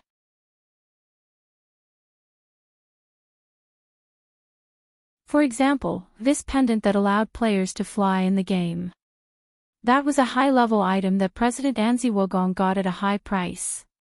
It didn't cost any magic power or EXP to use. Well, this is one of the treasures that the mystic dragon was guarding after I defeated him. Wuming used his suppression power to create an interface for him. What about you, won't you go with me? Jean asked. Well, because there is only one, I won't go. That was the truth. There was only one pendant. Although Wuming could use high-level item creation to create another one, Wuming still couldn't use that skill because of the restriction of his class. It seems that caster is more suitable for me, Wuming thought. Well, then I'll go by myself. You be careful. Also, don't participate in the battle between the two sides, understand? Jean said to Wuming quite seriously. Yes. My saintess, this one understands, Wuming playfully replied to Joan of Arc. Really, Jean's cheeks blushed, and she didn't care about Wuming anymore. Wearing the pendant, she said the spell, fly, that Wuming told her, and her body floated. Wow, I'm really flying. After a short adaptation, Jean said to Wuming. Then I'll go first. Okay. They didn't talk too much because they trusted each other. After watching Jean fly away, Wuming said rather bored. So, what should I do now? Watch the battle. With that thought in mind, Wuming found a big stone and sat down. Watching the two sides began to march. The soldiers of the red side were the dragon teeth that fell from the sky garden. Except for the head that looked like a broken skull, it was no different from Nazaric skeleton soldiers. Looking at the black side, as Wuming expected, it was a large group of androids and golems. Looking at the androids, Wuming thought of Sieg again. I don't know how Sieg and Astolfo are doing, but with Sieg's temperament, he might return to Mylnia City to save his compatriots. Speaking of Sieg, Wuming couldn't help but think of Sieg Fei. I didn't expect the Dragon Slayer hero Sieg Fei to be such a person. Speaking of which, when I fought with Sieg Fei, I always felt uncomfortable. It felt like I was fighting with my natural enemy. Is it because Sieg Fei is a Dragon Slayer? Wuming couldn't help but think of when he fought with Sieg Fei, there was always a special force that passed to Wuming. Although it didn't affect Wuming much, he still felt uncomfortable. At that moment, a large number of ripples appeared in front of the sky garden, and countless arrows were shot out from it, directly hitting the androids and golems. Is that the red side archer's noble phantasm? Although the damage of each arrow is not high, it's hard to say if it's stacked. Then, a large number of green electric currents hit the arrow formation and scattered it. Is it another noble phantasm?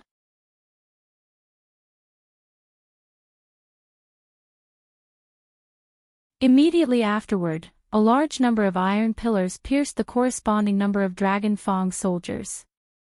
That's Vlad III's noble phantasm, right? As expected of the Impaler Duke. Then, Wuming found that the Red Side Lancer and Vlad III were fighting. One moment the iron pillars pierced, the next moment the flames danced. Those two were fighting very well. Sure enough, for these heroes, I'm still too inexperienced. Wuming couldn't help but think of his master, Skaha. Although I didn't fall behind the skills taught by my master, I don't have what a hero should have. It couldn't be helped. Wuming, as the root dragon, was born extraordinary. Before the dragon transformation, his skin could be said to be indestructible because of the dragon scales, and after the dragon transformation, he could resist EX-level noble phantasms. He also had almost unlimited mana. In any case, Silent Wonder had never run out of mana. In fact, he had never even used up 1/3 of his mana. The racial characteristic of time and space basically had no effect on Wuming, and he could freely travel through time and space tunnels. Furthermore, he had the ability to sublimate a relic. Imagine if Wuming could sublimate hundreds or thousands of grade A offensive relic and release his real name at the same time. Since he had sufficient mana, the scene would be inhumane. That was the power of Wuming's root dragon when it was still underage. If it was an adult root dragon, it would be unimaginable. At that moment, Wuming saw Astolfo riding an eagle on the battlefield. Seeing that he said something to Vlad III, who had just separated from the Red Lancer, Astolfo flew toward the Sky Garden with a happy look on his face. Could it be? Sieg really came back to save those androids? Wuming couldn't help but think.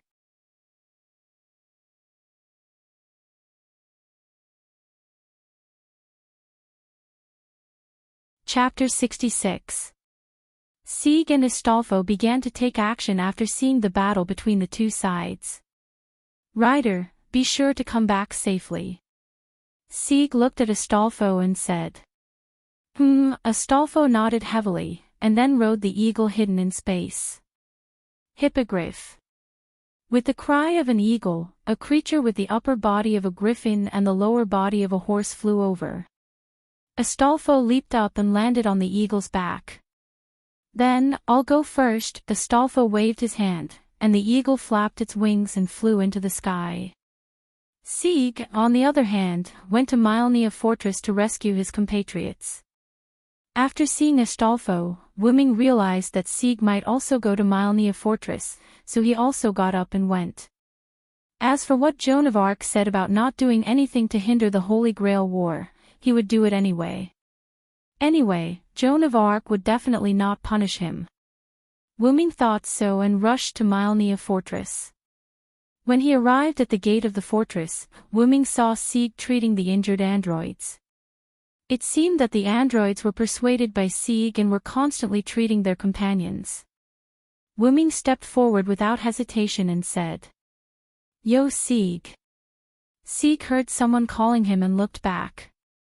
"Mr. Solderlake. Why are you here?" The rest of the androids picked up their weapons and pointed at Wuming. Only then did Sieg remember that Wuming was still a Red Team follower. Naturally, his purpose for coming to Black Fortress was different. "Don't worry, I have already left the Holy Grail War, and I won't attack you. Put down your weapons, and even if I want to attack, you can't resist at all."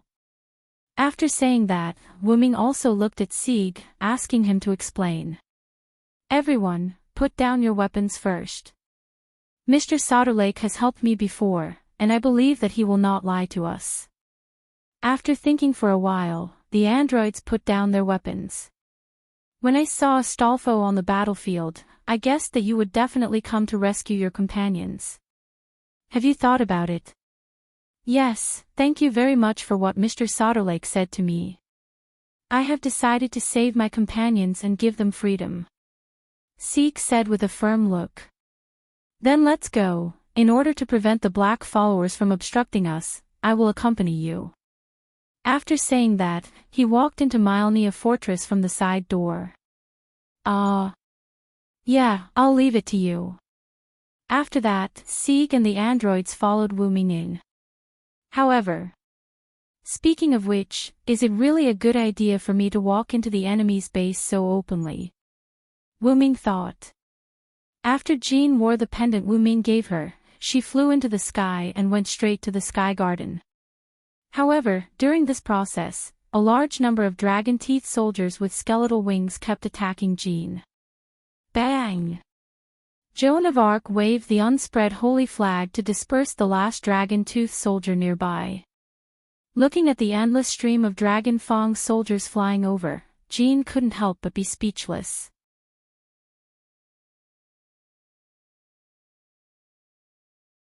So many dragon teeth soldiers can't get through. Just when Jean was distressed, a revelation came. She saw the Red Master, a man in a priest's outfit, fighting with the Black Berserker in the nearby forest, and standing next to him was a man in a British green and brown literary costume. That's Red Team's master and caster. After seeing the revelation, Jean did not hesitate to turn and fly in the direction of the forest. Assassin Semiramis, who was controlling the fortress in the Sky Garden, saw that Jean did not hesitate to run in the direction of her master, and immediately contacted the master who was fighting with the Red Berserker in the forest. "Master, the ruler really did not hesitate to rush to your position." "Understood." "Retreat, caster," Yen Fengshiro said without turning his head. Red Caster Shakespeare said with a regretful look. "Now is the time to be excited. Do you really want to retreat?" Although Caster said so, he never had the slightest intention to fight. He just kept writing things, including when Yen Fengshiro was fighting. "Yes, retreat immediately." "Yes." Caster immediately disappeared in spirit form. Yen Fengshiro took out 4 black keys and threw them in front of the Red Berserker Frankenstein. The black keys instantly became bigger, blocking Frankenstein's advance, leaving only Frankenstein's roar. After making sure that the Red Berserker couldn't catch up, Yen Fengshiro ran back. At that moment, Jean was still far away from the forest. Just as Semiramis breathed a sigh of relief, she discovered the servant who came to attack the Sky Garden. "Oh, there is a horse that can fly." Semiramis sighed as he looked at the eagle that Astolfo was riding. But in fact, was it really good to call the eagle a horse? Immediately afterward, those dragon teeth soldiers with wings changed direction and went to attack the Black Rider Astolfo. "Whoa, what are these things, so disgusting?" Astolfo, who was riding the eagle, shouted. Because Astolfo didn't want to do anything, he kept dodging the dragon teeth soldiers and attacked from time to time. Then he activated his noble phantasm, the Declaration of Destruction, and defeated all the dragon teeth soldiers. "What?" Semiramis was surprised. But she didn't panic. After all, her Sky Garden had more than one way to attack. Just when she wanted to activate her magic cannon, a meteor-like beam of light emerged from Myrenia's fortress, and the stars in the sky contributed their own light and gathered there. Then she found out that the Black Rider hurriedly flew there.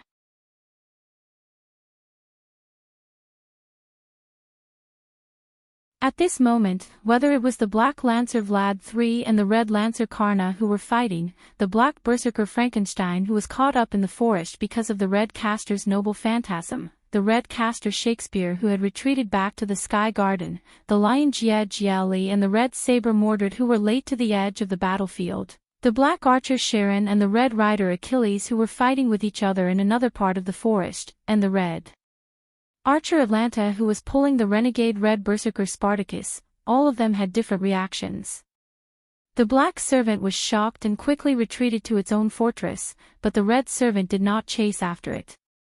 Because of some unknown reason, its body was abnormal, so it did not chase after it. Joan of Arc also came to a halt and looked at the incomparably gorgeous light beam. "That's Sodric's noble phantasm." "Whoa! I told you not to disturb the Holy Grail War. At that moment, Jean complained like a child, and then flew there. At that moment, Wu Ming, the originator of the meteor-like silver-white beam of light, was holding his noble phantasm, X-Silver, or Meteor Silver, facing the Black Caster and his puppets who came to capture Sieg. It's really troublesome, I'll blow you away. Black Caster Avisprin didn't seem to panic. It should be said that there was nothing that could make him panic, except for his own wish. If you want to stop me from fulfilling my wish, then try it, Sodric. Silver, because of the shout of his real name, the meteor silver that was constantly emitting starlight shone brightly, and as Wu Ming swung his sword, the attack containing the gathered starlight arrived. Boom!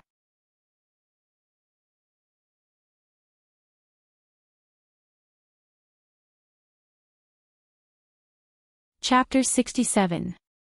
Previously, when Wu Ming brought Sieg and a group of androids into the basement to rescue the androids, the Black Caster Avisprin released the traitorous Red Berserker Spartacus and retreated after a brief confrontation with the Red Rider Achilles. On the way back to the magic workshop, he inadvertently discovered the magic of a servant, and followed the magic to find him. Then he saw Sieg. Avisprin judged that Sieg's self-consciousness was the core he needed, so he immediately wanted to capture Sieg.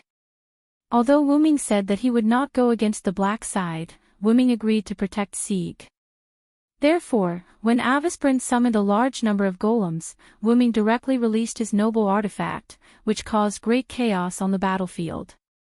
After the Patriarch of Eugomarenia, Danica, knew that a servant had broken into his base, he quickly summoned the black side servants who were on the battlefield. It happened that for some reason, the red side servants did not chase after him, but this was a good thing for the black side, so they did not pursue it. At this moment, a large amount of starlight floated in the air. Avisprin was half kneeling on the ground in a sorry state. His clothes were tattered, and the mask he wore was also shattered, revealing his weather-beaten face as he gasped for breath. Because Wu Ming could suppress the power, Sieg and the androids were fine, and the basement where the androids were used as a magic battery was not affected. Only the ground in front of Avisprin was completely exposed, and the golems were all turned into ashes. He didn't die after taking one of my noble artifacts. Is it because of the command charm? I said while holding the meteor silver that still had a little bit of starlight. That's right, just when the light beam hit Avisprin, Avisprin's master used 3 command charms to strengthen Avisprin's magic, so that he could summon more golems and set up a large number of magic barriers. It was not until Avisprin's magic was almost completely exhausted that Avisprin survived.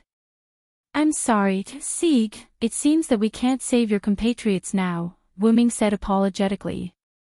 No, it's okay. Sieg was still immersed in the sea of starlight at this moment and had not completely recovered.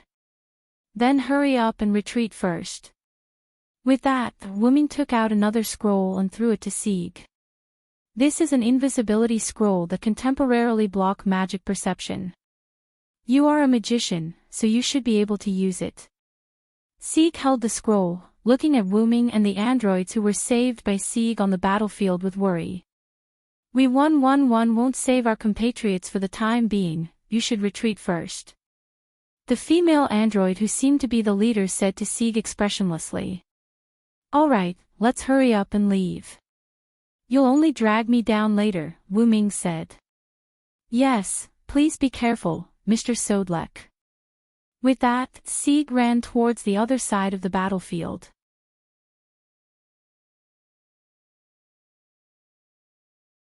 Of Avisprin of you, of Avi, of Avisprin of you of, Avis bro and of you. Wu Ming suddenly rushed forward and swung his sword at Avisprin. Clank! 2 iron stakes blocked Wu Ming's sword, making a sound of steel colliding. Wu Ming jumped back, and a large number of iron stakes emerged from the ground where he was originally standing. You're here, Vlad III. How dare you, General Soderlek, France's national salvation. While they were talking, Black Archer Sharon, Black Rider Astolfo, who was riding an eagle, and Black Berserker Frankenstein, who was running over, had all arrived. Except for Black Saber, who chose to commit suicide, and Black Assassin, who was out of control, all the black servants had arrived. And their masters had also gathered in a relatively safe place to watch the scene. I'm sorry, Vlad III. Although I said that I'm not your enemy, I have promised Siegfried to protect the androids. I had no choice but to attack Black Caster. Although it was an apology, Wuming didn't have the slightest intention of self-reflection on his face. Instead, his hand holding the sword was quite eager to fight. I understand you, Sodric. However, it's not right for you to ruin the battle between us and the Red Followers. Well then, sinner who trespassed on my territory, leave your life behind. With Vlad III's order, Berserker Frankenstein, who was the most impatient, took the lead and rushed forward. Frankenstein rushed over, raised his heavy hammer, and smashed it down. Wuming held the meteor silver in one hand to block it, and instantly released his magic to bounce it away. Then he quickly jumped back into the air, avoiding the iron stakes that pierced out of the ground, and swung his sword to cut them off. Then his body moved against gravity to the side, avoiding the arrows that were attacking him. Then he met Berserker Frankenstein, who rushed over again. Vlad III didn't have the idea of a one-on-one fight. He followed behind Frankenstein and raised his gun to stab Wuming. In this way, Wuming dealt with Black Lancer Vlad III and Black Berserker Frankenstein while avoiding or destroying the arrows from the air and the iron stakes piercing out of the ground. Because of Wuming's supreme skill, several servants couldn't defeat Wuming even if they joined forces. As for Avisprin, he followed Jiro Share back to his magic workshop. After all, his master no longer had the command seal and could no longer impose a compulsory order on him, and his magic was running out. If he didn't think of a way to survive in this world, he wouldn't be able to survive. Are you kidding me? How is this possible? Even 3 servants couldn't take down that French General Sodlec. He shouldn't have such strong martial arts skills. Fiore sat in a wheelchair and covered her mouth in surprise. The servant named Sodric is indeed a bit abnormal, but looking at his ability value, his real name is indeed Sodric. Collins pushed his glasses and said. The master could observe the ability value of his own servant, and naturally, he could also observe the ability value of other servants, but there was not much information about the ability value of other servants. While they were discussing, Black Rider's master yelled at his servant, Astolfo, why don't you go up? Astolfo, show them the power of one of Charlemagne's 12 warriors. Astolfo, who was flying in the air, hesitated and didn't dare to go forward. This is a little bit. Ha ha ha, I'm not that good at fighting. Astolfo laughed. Although Astolfo was one of the 12 warriors of Charlemagne, he was the weakest among them. Moreover, Astolfo had always relied on his noble phantasm to fight. It was especially effective when he was fighting against multiple enemies. Give me your noble artifact, illusionary horse of this world, right now. Ah, this is not good. Astolfo smiled awkwardly. Do it, or I will use my command seal. Serenica said fiercely. Sigh, there's no other way. Astolfo prayed that Wuming would use his noble phantasm. You're tuning into the LoveLore Library YouTube channel. We're so grateful for your support, and don't forget to subscribe to join us on this incredible journey through captivating stories. Your generosity through donations truly makes a world of difference, as it's the primary source of revenue that allows me to expand and enhance this channel for you. Thank you from the bottom of my heart for being a part of this adventure.